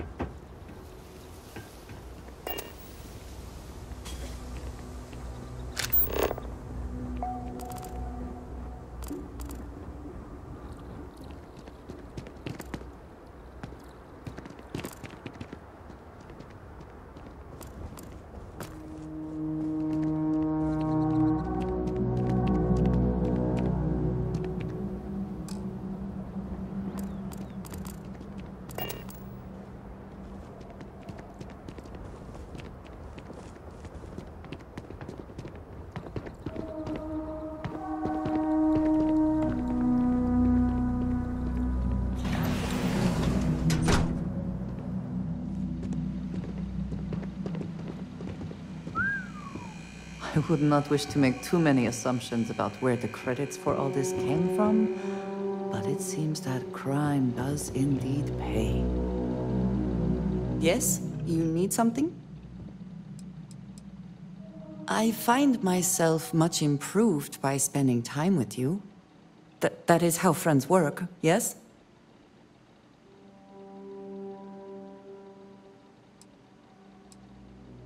What do you mean? I see. I wondered when we might have this conversation. I admit this is a surprise. I did not quite realize you felt this way about me. But if you mean it, my feelings are not so different from yours. I am afraid, though, that it cannot be. I am not willing to share you with anyone else, and you are already in a relationship. I could, however, use a best friend, and I think he would fit that role very well. So if we are to be best friends, then I shall do everything I can to be there for you, in the way that you have for me. How can I sit here feeling sorry for myself when there is so much for us to do?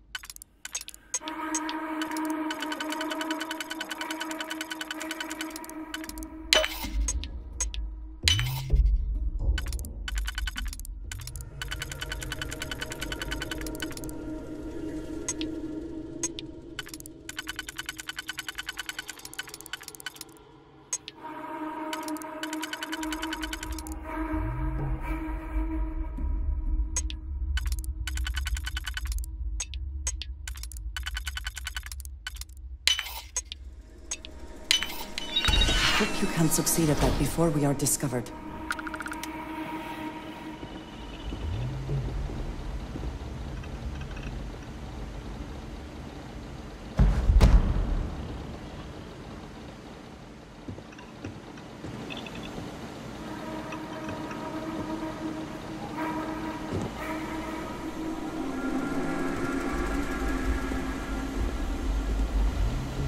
Perhaps all this does come at a cost.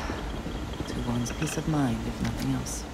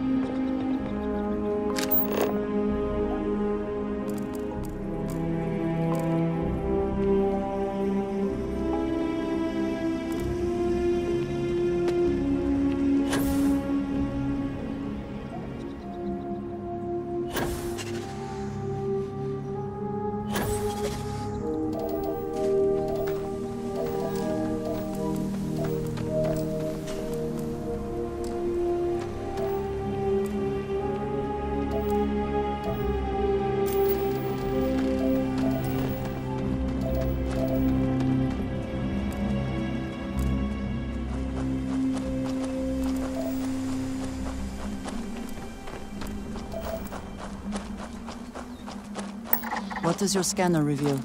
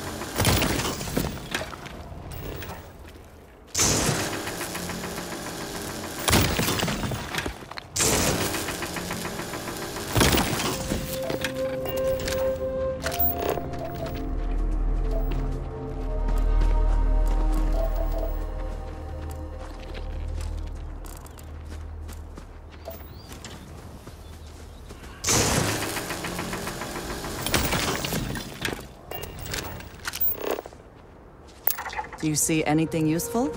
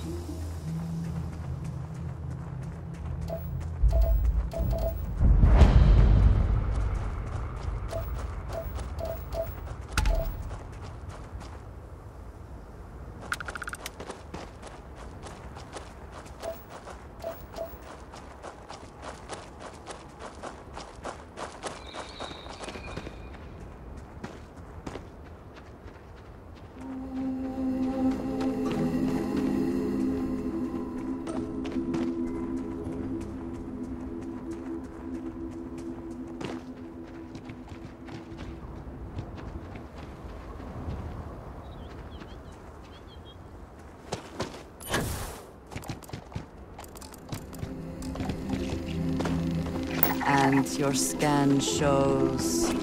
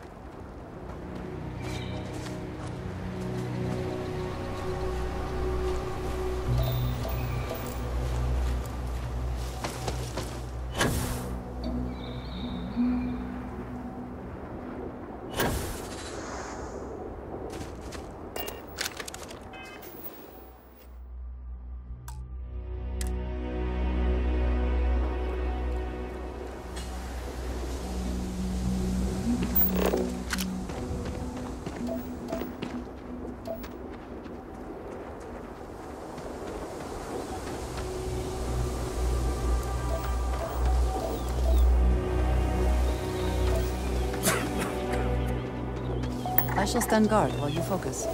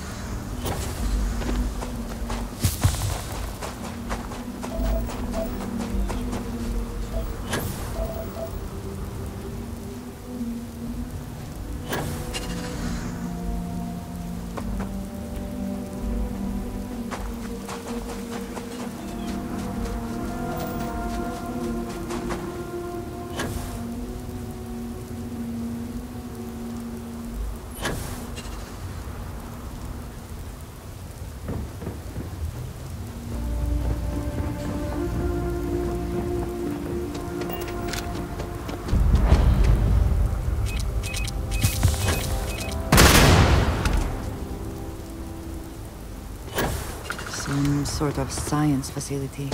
A rather unique design. I wonder if it is for show or serves some particular purpose.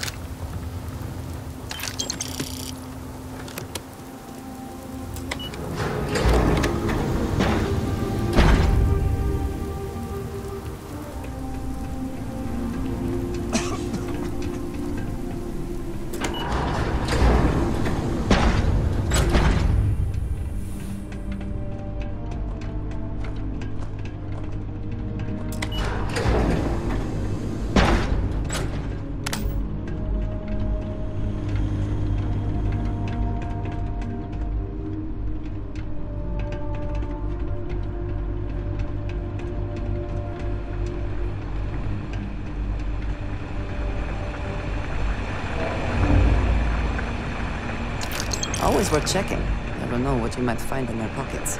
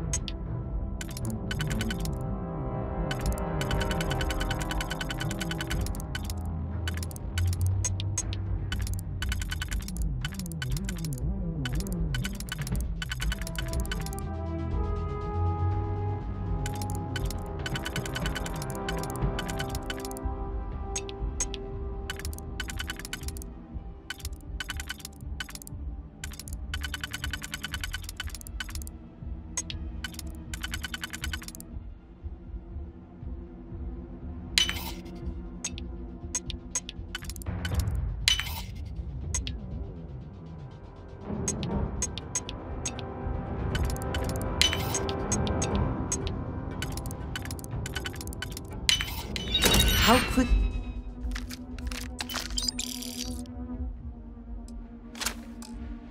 Can you get that done?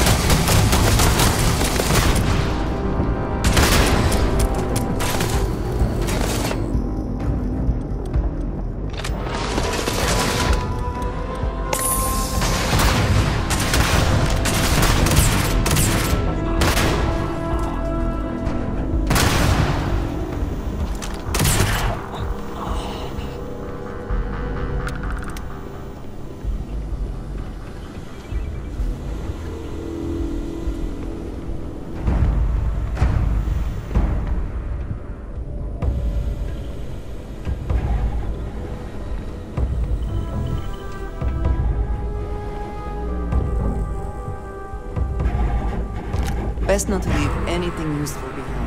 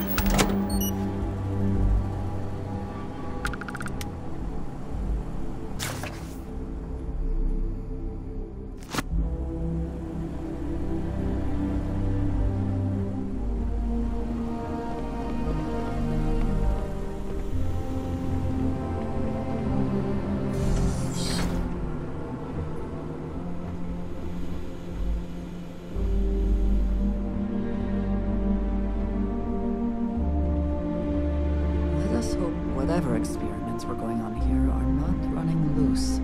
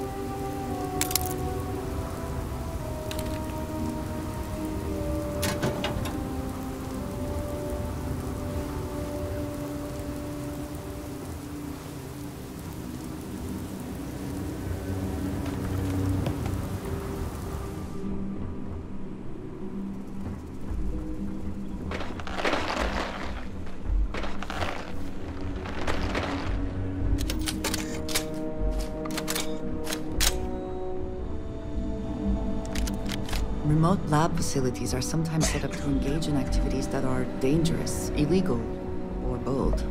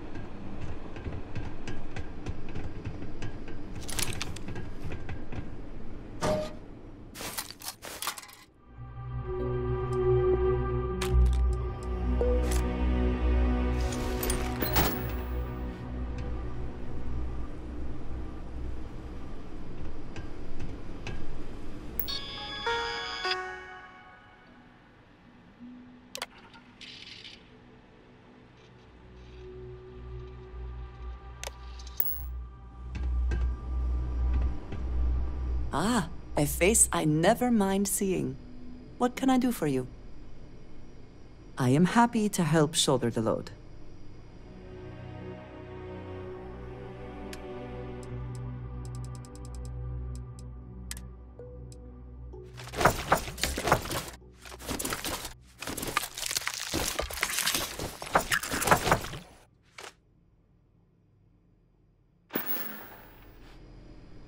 Did you need me to carry something for you?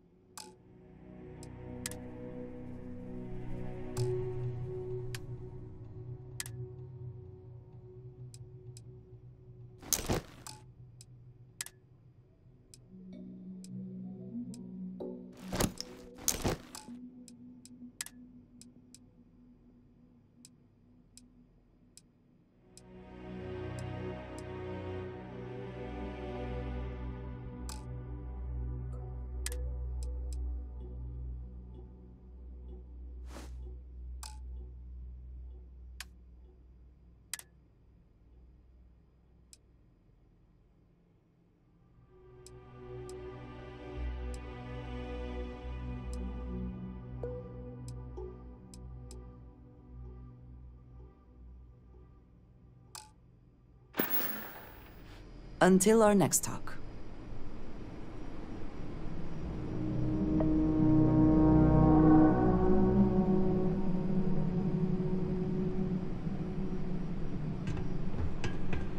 Well, either we press on or we turn back.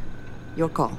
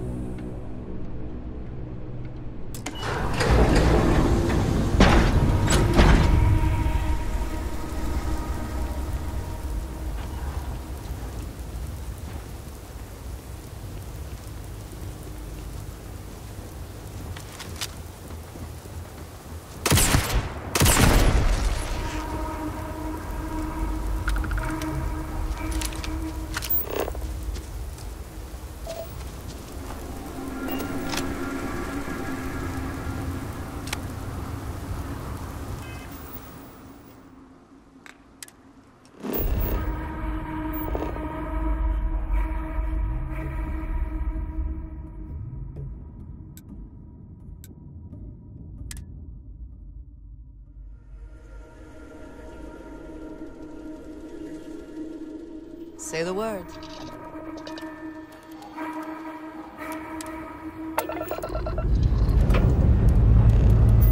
Lifting off now.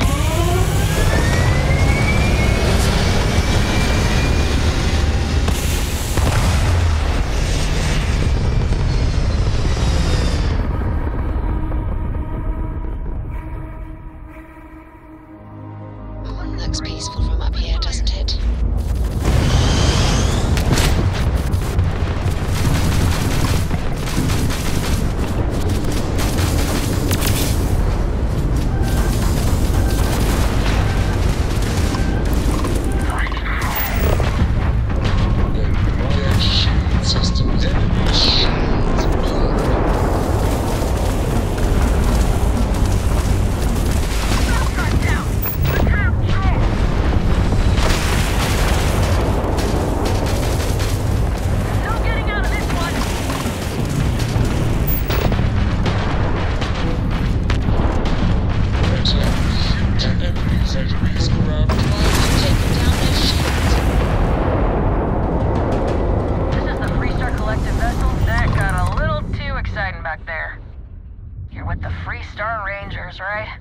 Space is always just a little safer with you folk around.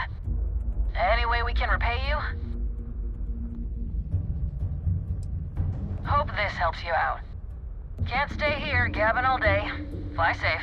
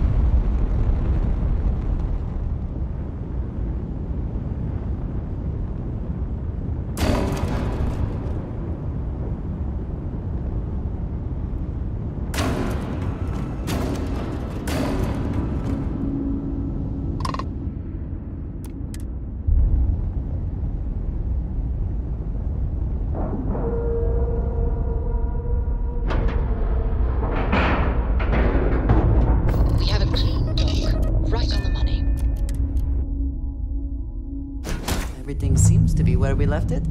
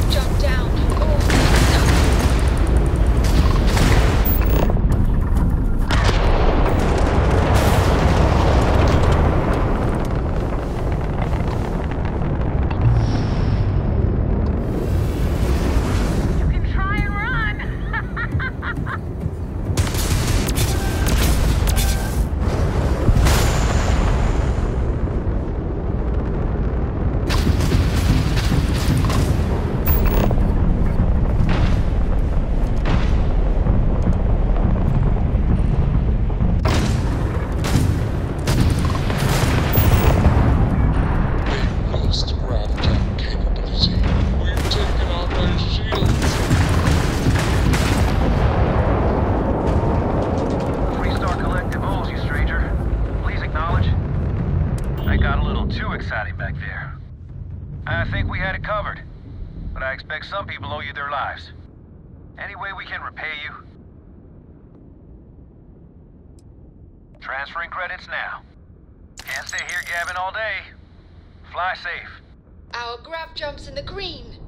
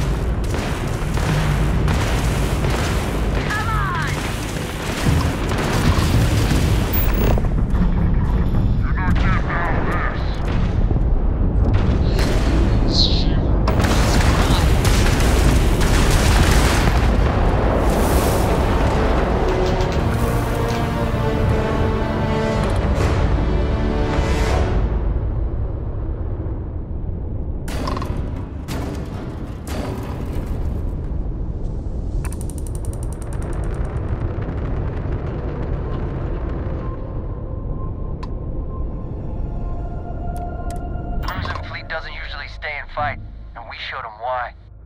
Now, most ships would have bugged out and left us with this mess. But you, total class act. Any way we can repay you? Transferring credits now. Thanks again for the help. Over and out.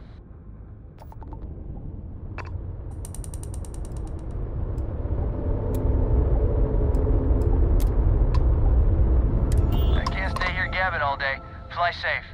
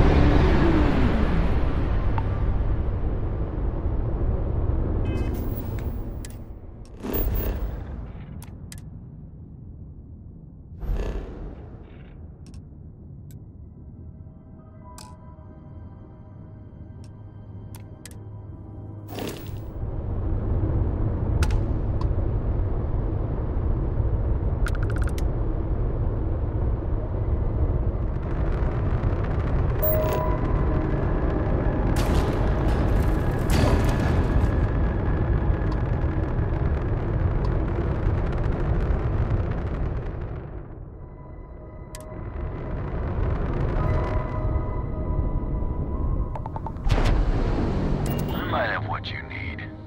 Want to take a look?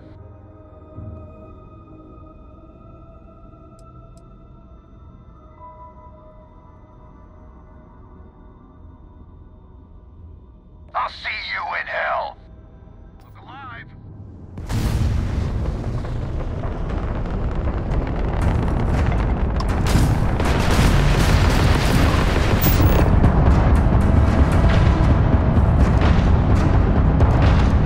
So,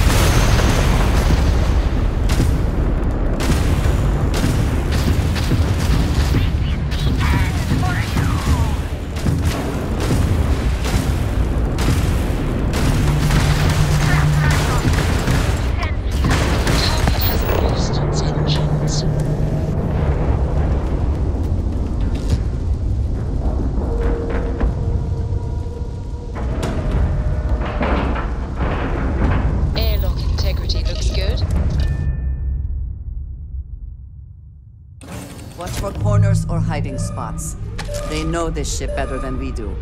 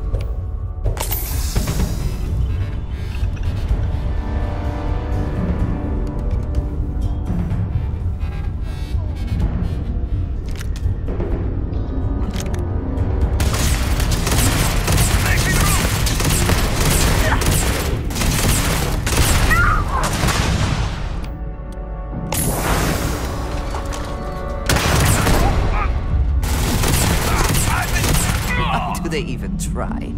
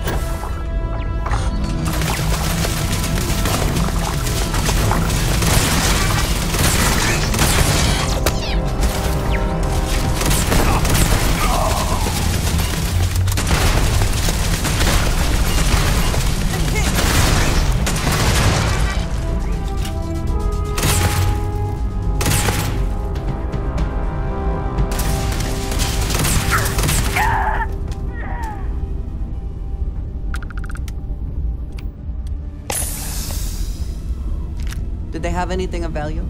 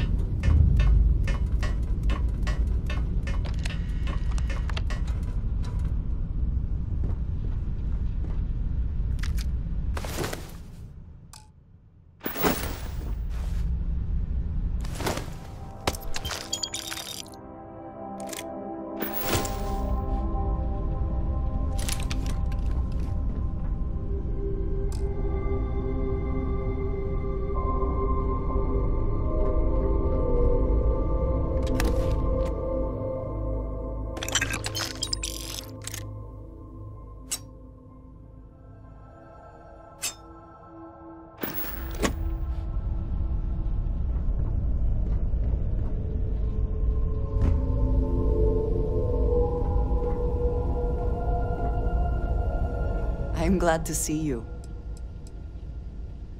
Your presence in my life is much appreciated. So much is changing. But I can trust that you are here for me.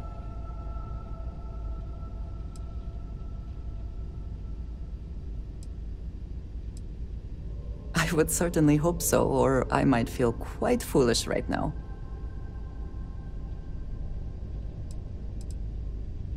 I appreciate our little discussions, you know.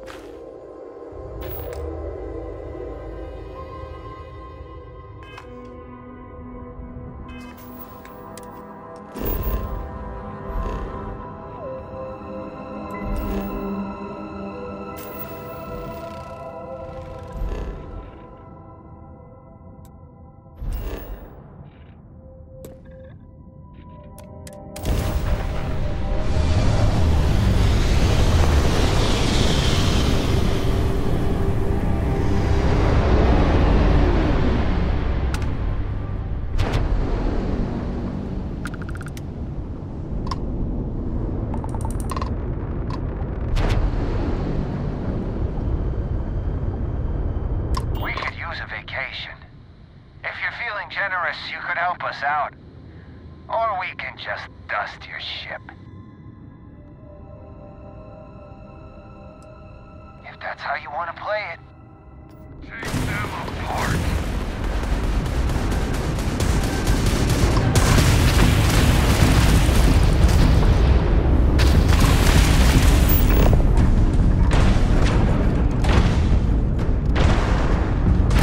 Enemy's shield.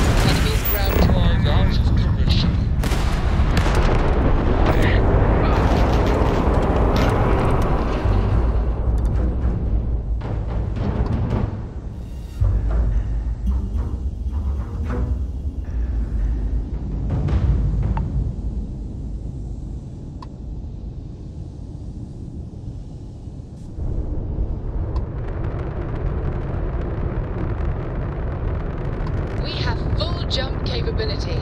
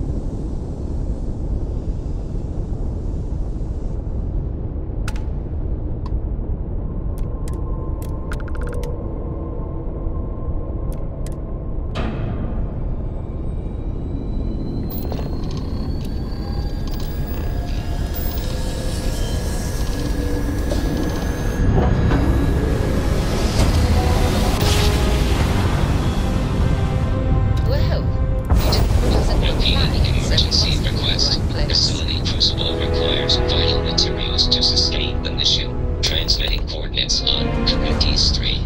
End of message.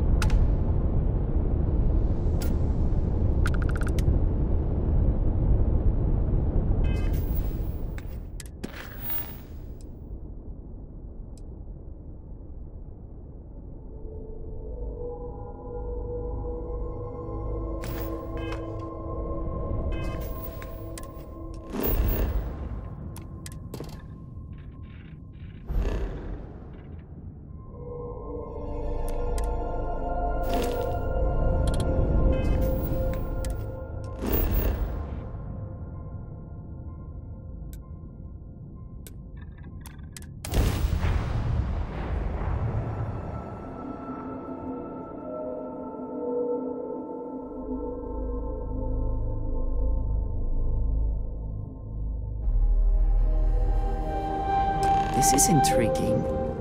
A rather large amount of security for such a small place.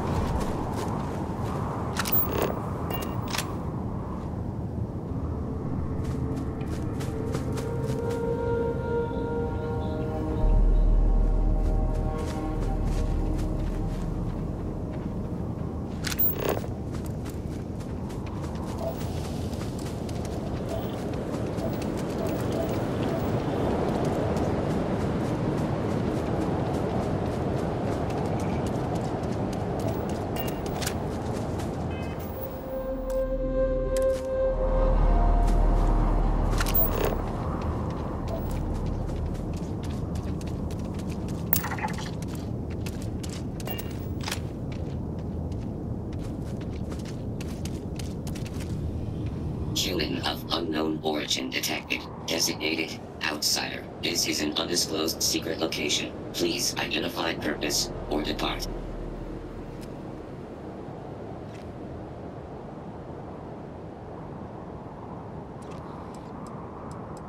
Acknowledging receipt of emergency request.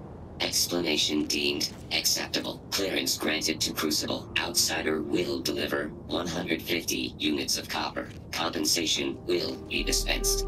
Tobias, stand down. We have a visitor. Reminder, deliver required material. End of conversation. This is incredible.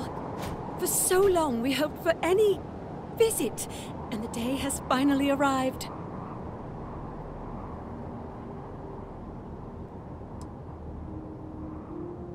Forgive Tobias. He only does what he is made to do. Your arrival is truly an historic one, but many fear what it portends.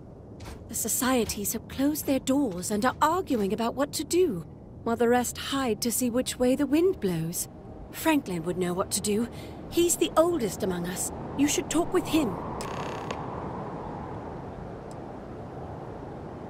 Crucible is a tinderbox, and any spark will set it off. We're still recovering from a deadly conflict that happened 3 years ago. Far fewer of us are here to greet you today because of it. Most of us are like me, free and unaligned. But there are 3 societies that are oft at odds with one another. The Believers, the Pragmatists, and the Renegades. It would be wise to meet each of them. Franklin leads the Pragmatists.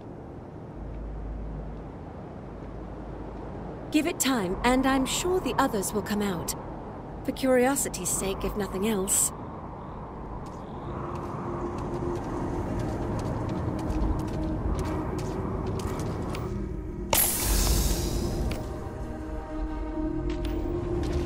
Non-resident detected.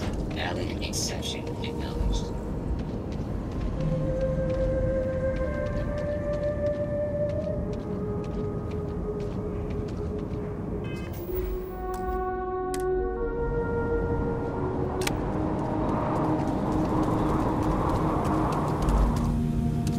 When your ship landed, I feared the robots would shoot you on sight.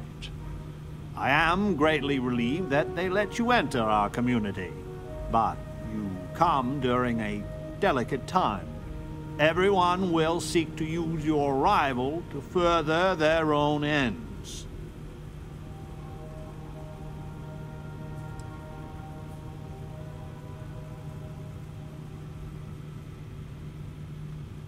Where to begin? Maybe an introduction? I am Franklin Delano Roosevelt, leader of the Pragmatist Society.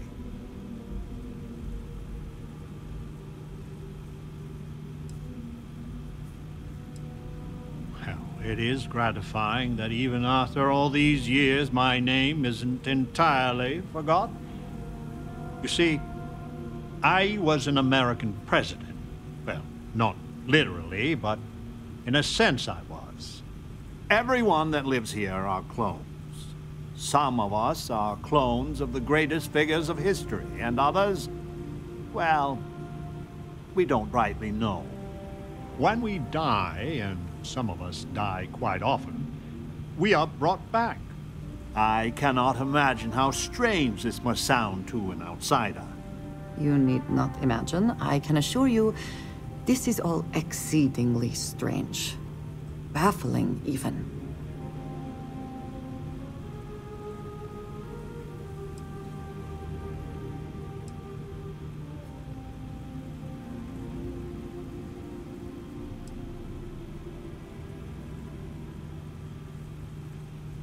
Now, there is the question, isn't it?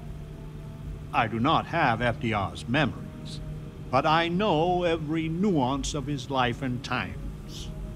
Well, as much as history records. I confess, I feel an undeniable affinity towards him. But no, I am my own man, but not all of us see it that way.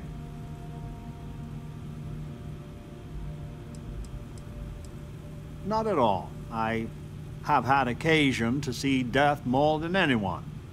When someone dies, all they have accomplished here in Crucible, all of their deeds, thoughts, are gone.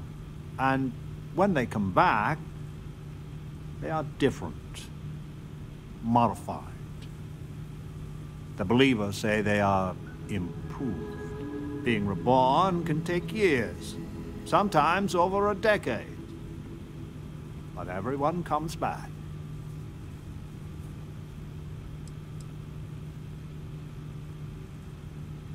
I could see how confusing this may be, even frustrating. But if it's any consolation, many of us feel the same, and we live here. After decades, centuries, of trying to figure it out ourselves, there is so very much we don't know either. The robots clone us for a reason, their so-called mission. But what that is, and what we should do about it, is something the societies disagree about. Sometimes violently. It's best you meet with the other societies, and after, I promise I'll explain the pragmatists' position on matters.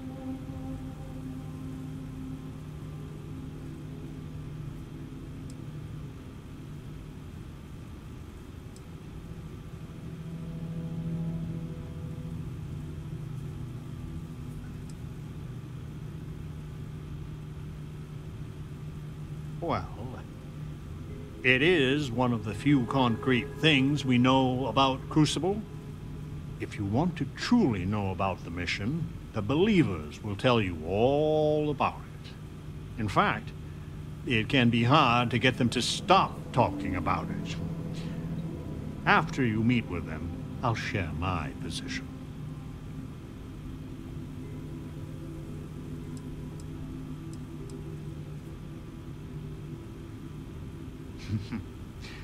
Be careful what you wish for. Word has been sent, so the street should be full again.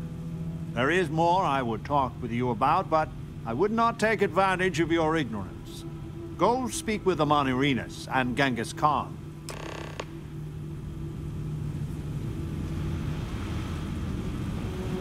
Welcome to town, stranger. Consider me part of the welcoming committee. The name's Wyatt Earp, and I'd be most pleased if you'd use one of the spare rooms during your stay for a Modest fee, of course.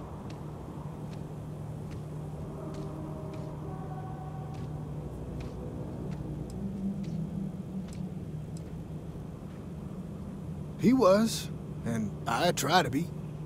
I do the best I can to uphold the law, but the societies make that difficult. I expect I've had as much success restraining Genghis as the Chinese did. I do what I can. Roosevelt and I are both of the same mind on that.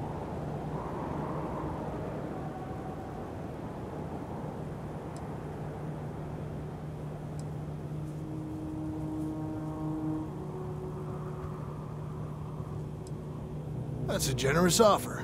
I might take you up on it. Well, I hope you enjoy your stay. And by the by, I may have access to some essentials I've picked up over the years. Happy to sell them to you.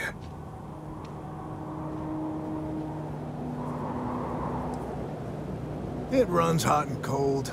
During usual times, it's an occasional scuffle. Maybe a black eye when an argument gets out of hand. And then a society goes on a rampage and it's tombstone all over. I hope your arrival keeps things on an even keel. I got a room for you. It's on the cozy side, but it's clean and quiet. Not rightly sure how this works. Never really had visitors. You want the room for the night? Longer?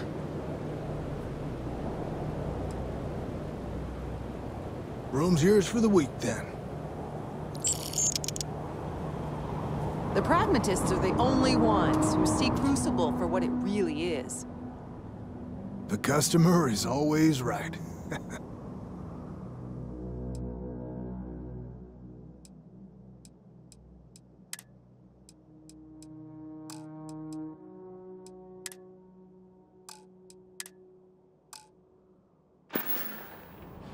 You're always welcome back.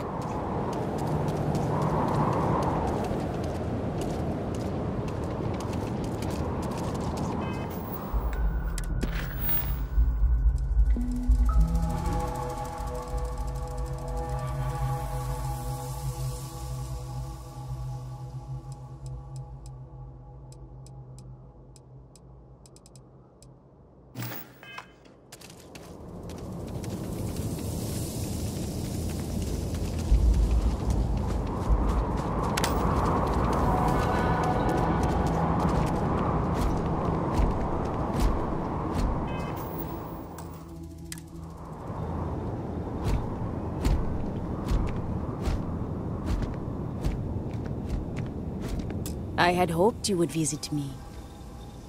Good. Know that you stand before Queen Amanirinas of the Kush, queen of a dead kingdom on a dead world. But I earned my name, and even the sands of time cannot take it from me.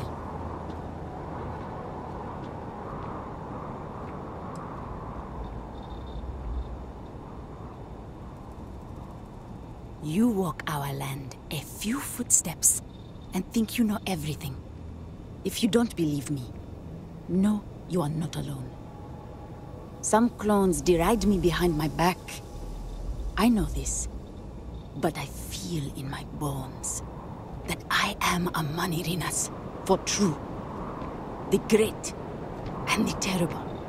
To those who would oppose me, I remember things no one has told me. Memories of faces, betrayers, lovers, allies, and enemies. And the smells. The right scent. And I close my eyes. And I can picture all of it. So vividly. It aches my heart. My home. My kingdom.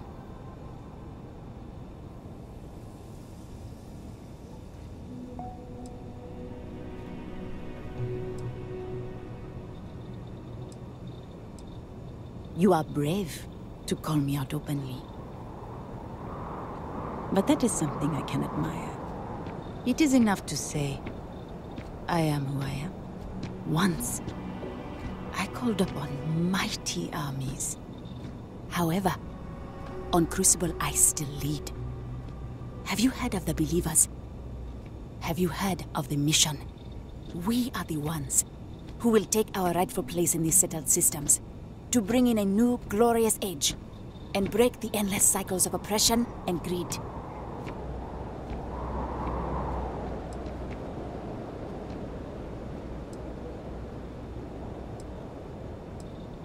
So many scoff at the mission.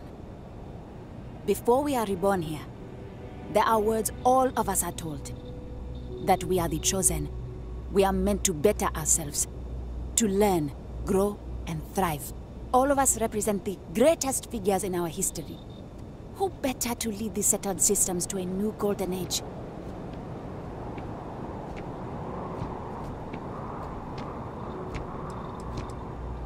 You are skeptical. My advisors thought the same when Augustus Caesar stood unbeatable at Kush's border. I made war against the mighty Romans. I took their cities and fought them to a draw. No other king or queen can boast of that honor against that famed Roman. And that's just me. Some of the greatest lions of all ages are awaiting rebirth. What are bureaucrats, petty politicians, and lawyers against that?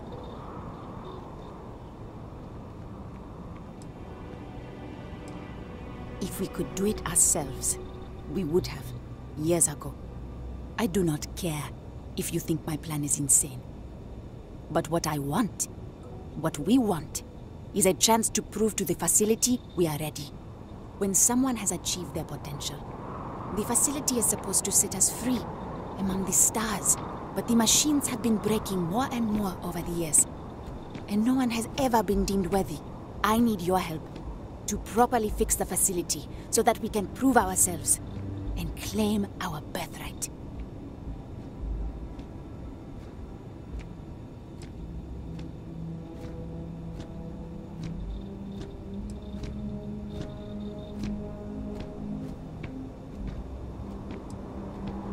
The facility is another place on this very planet.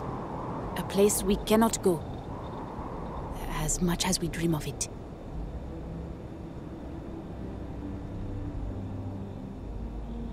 I need you to go to the facility.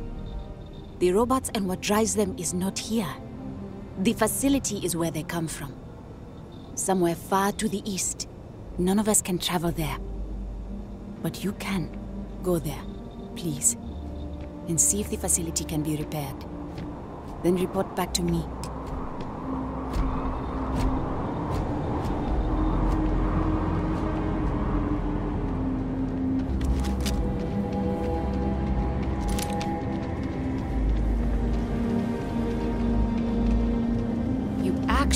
You could hear the howls at night. The defenses have to hold.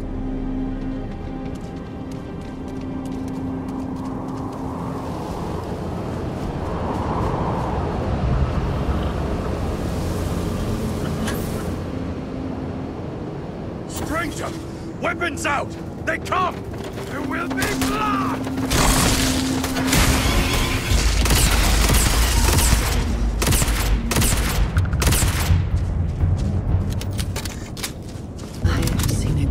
Many things in the settled systems.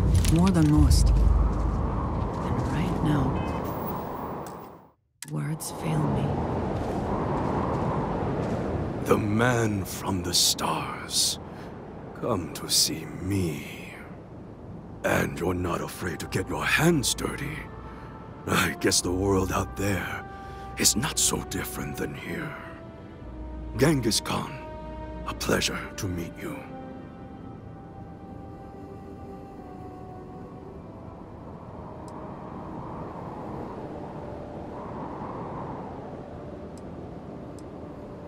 My namesake, yes.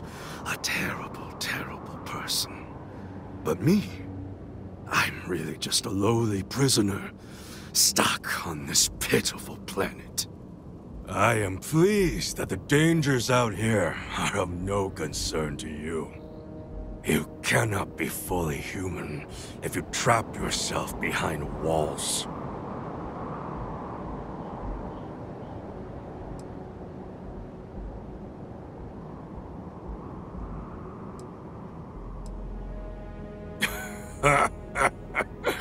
The novelty will fade. I say this from experience. So Franklin told you of us. Oh, that we're clones? Some of us think that makes us special. That the deeds of our namesakes are somehow ours. But that is blind arrogance. We are just people. Same as you. Same as anyone.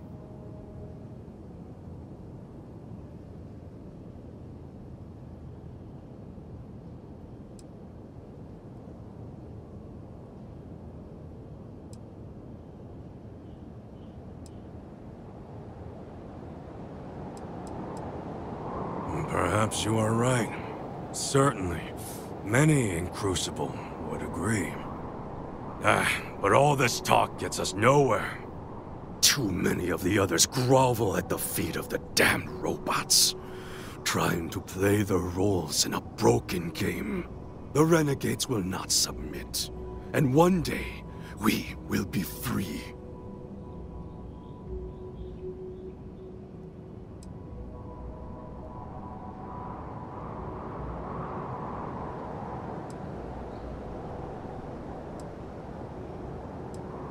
A prison of the mind and the body. Crucible holds out a throne and says, "Obey, and it is yours."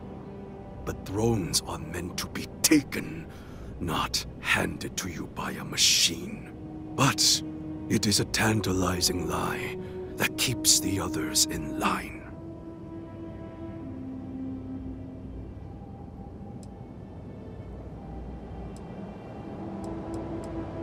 I do not know. Everything outside of Crucible is unknown to us. I imagine the settled systems are not so settled that a man who does not shrink from violence can't make a place for himself, though.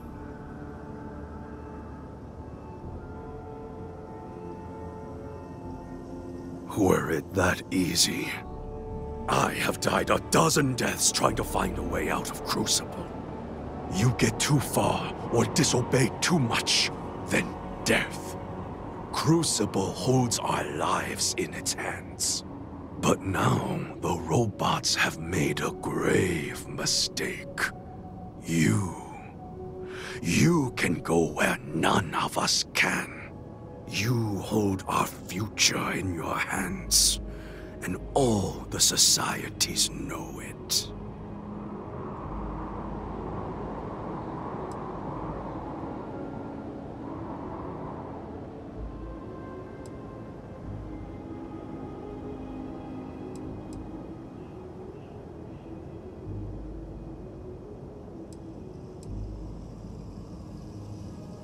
Oh yes, you can go 1 or 2 miles from Crucible, and you drop dead.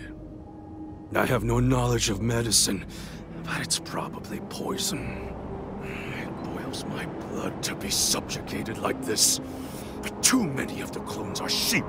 As long as their pens are clean and comfortable, they bleat their arguments.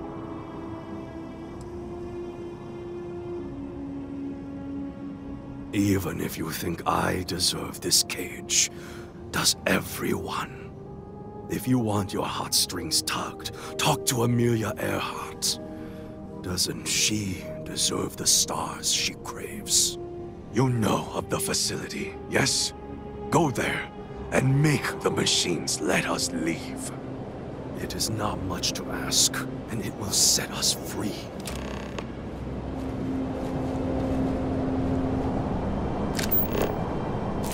I hope wherever you store that, the smell will not be an issue.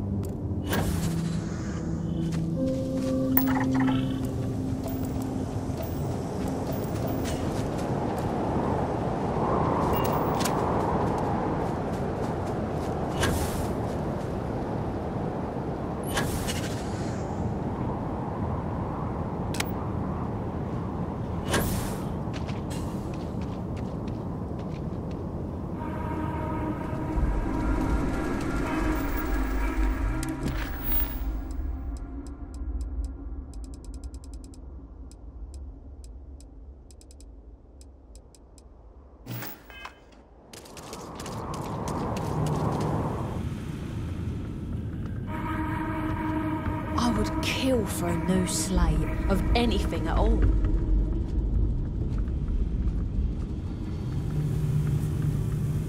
So, you have heard from the other societies. I must confess I'm very curious what an outsider thought of them, and their positions. You might be the first objectively neutral party we've ever come across.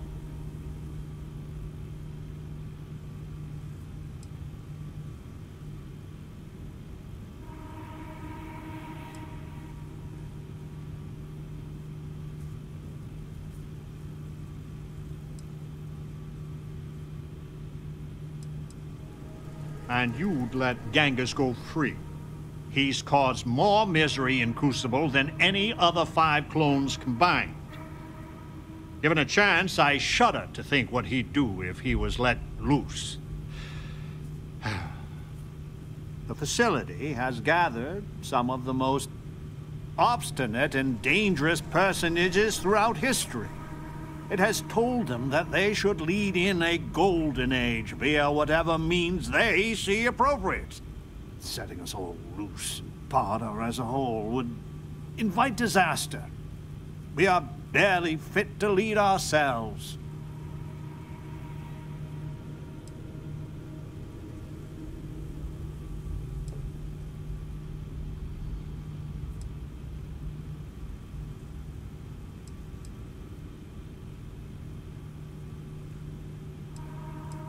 Exceptionally so.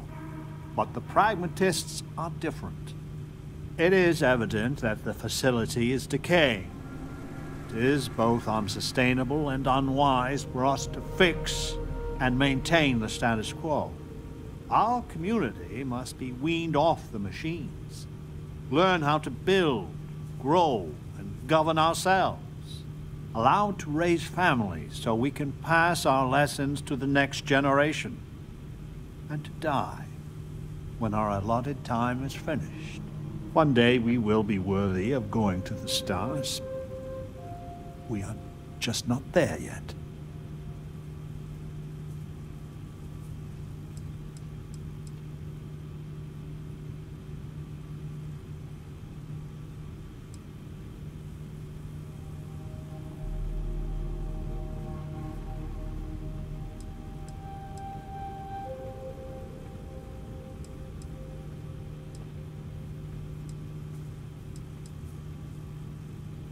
Please, I beg you, listen, look, and think. Who are these people? And what would they do? I hope, for all our sake, you will come to see the light.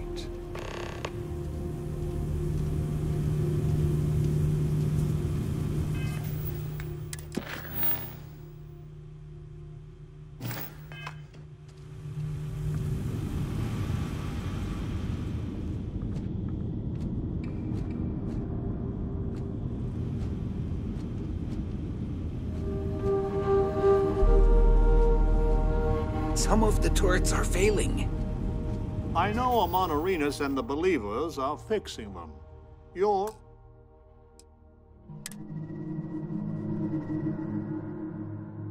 free to assist them.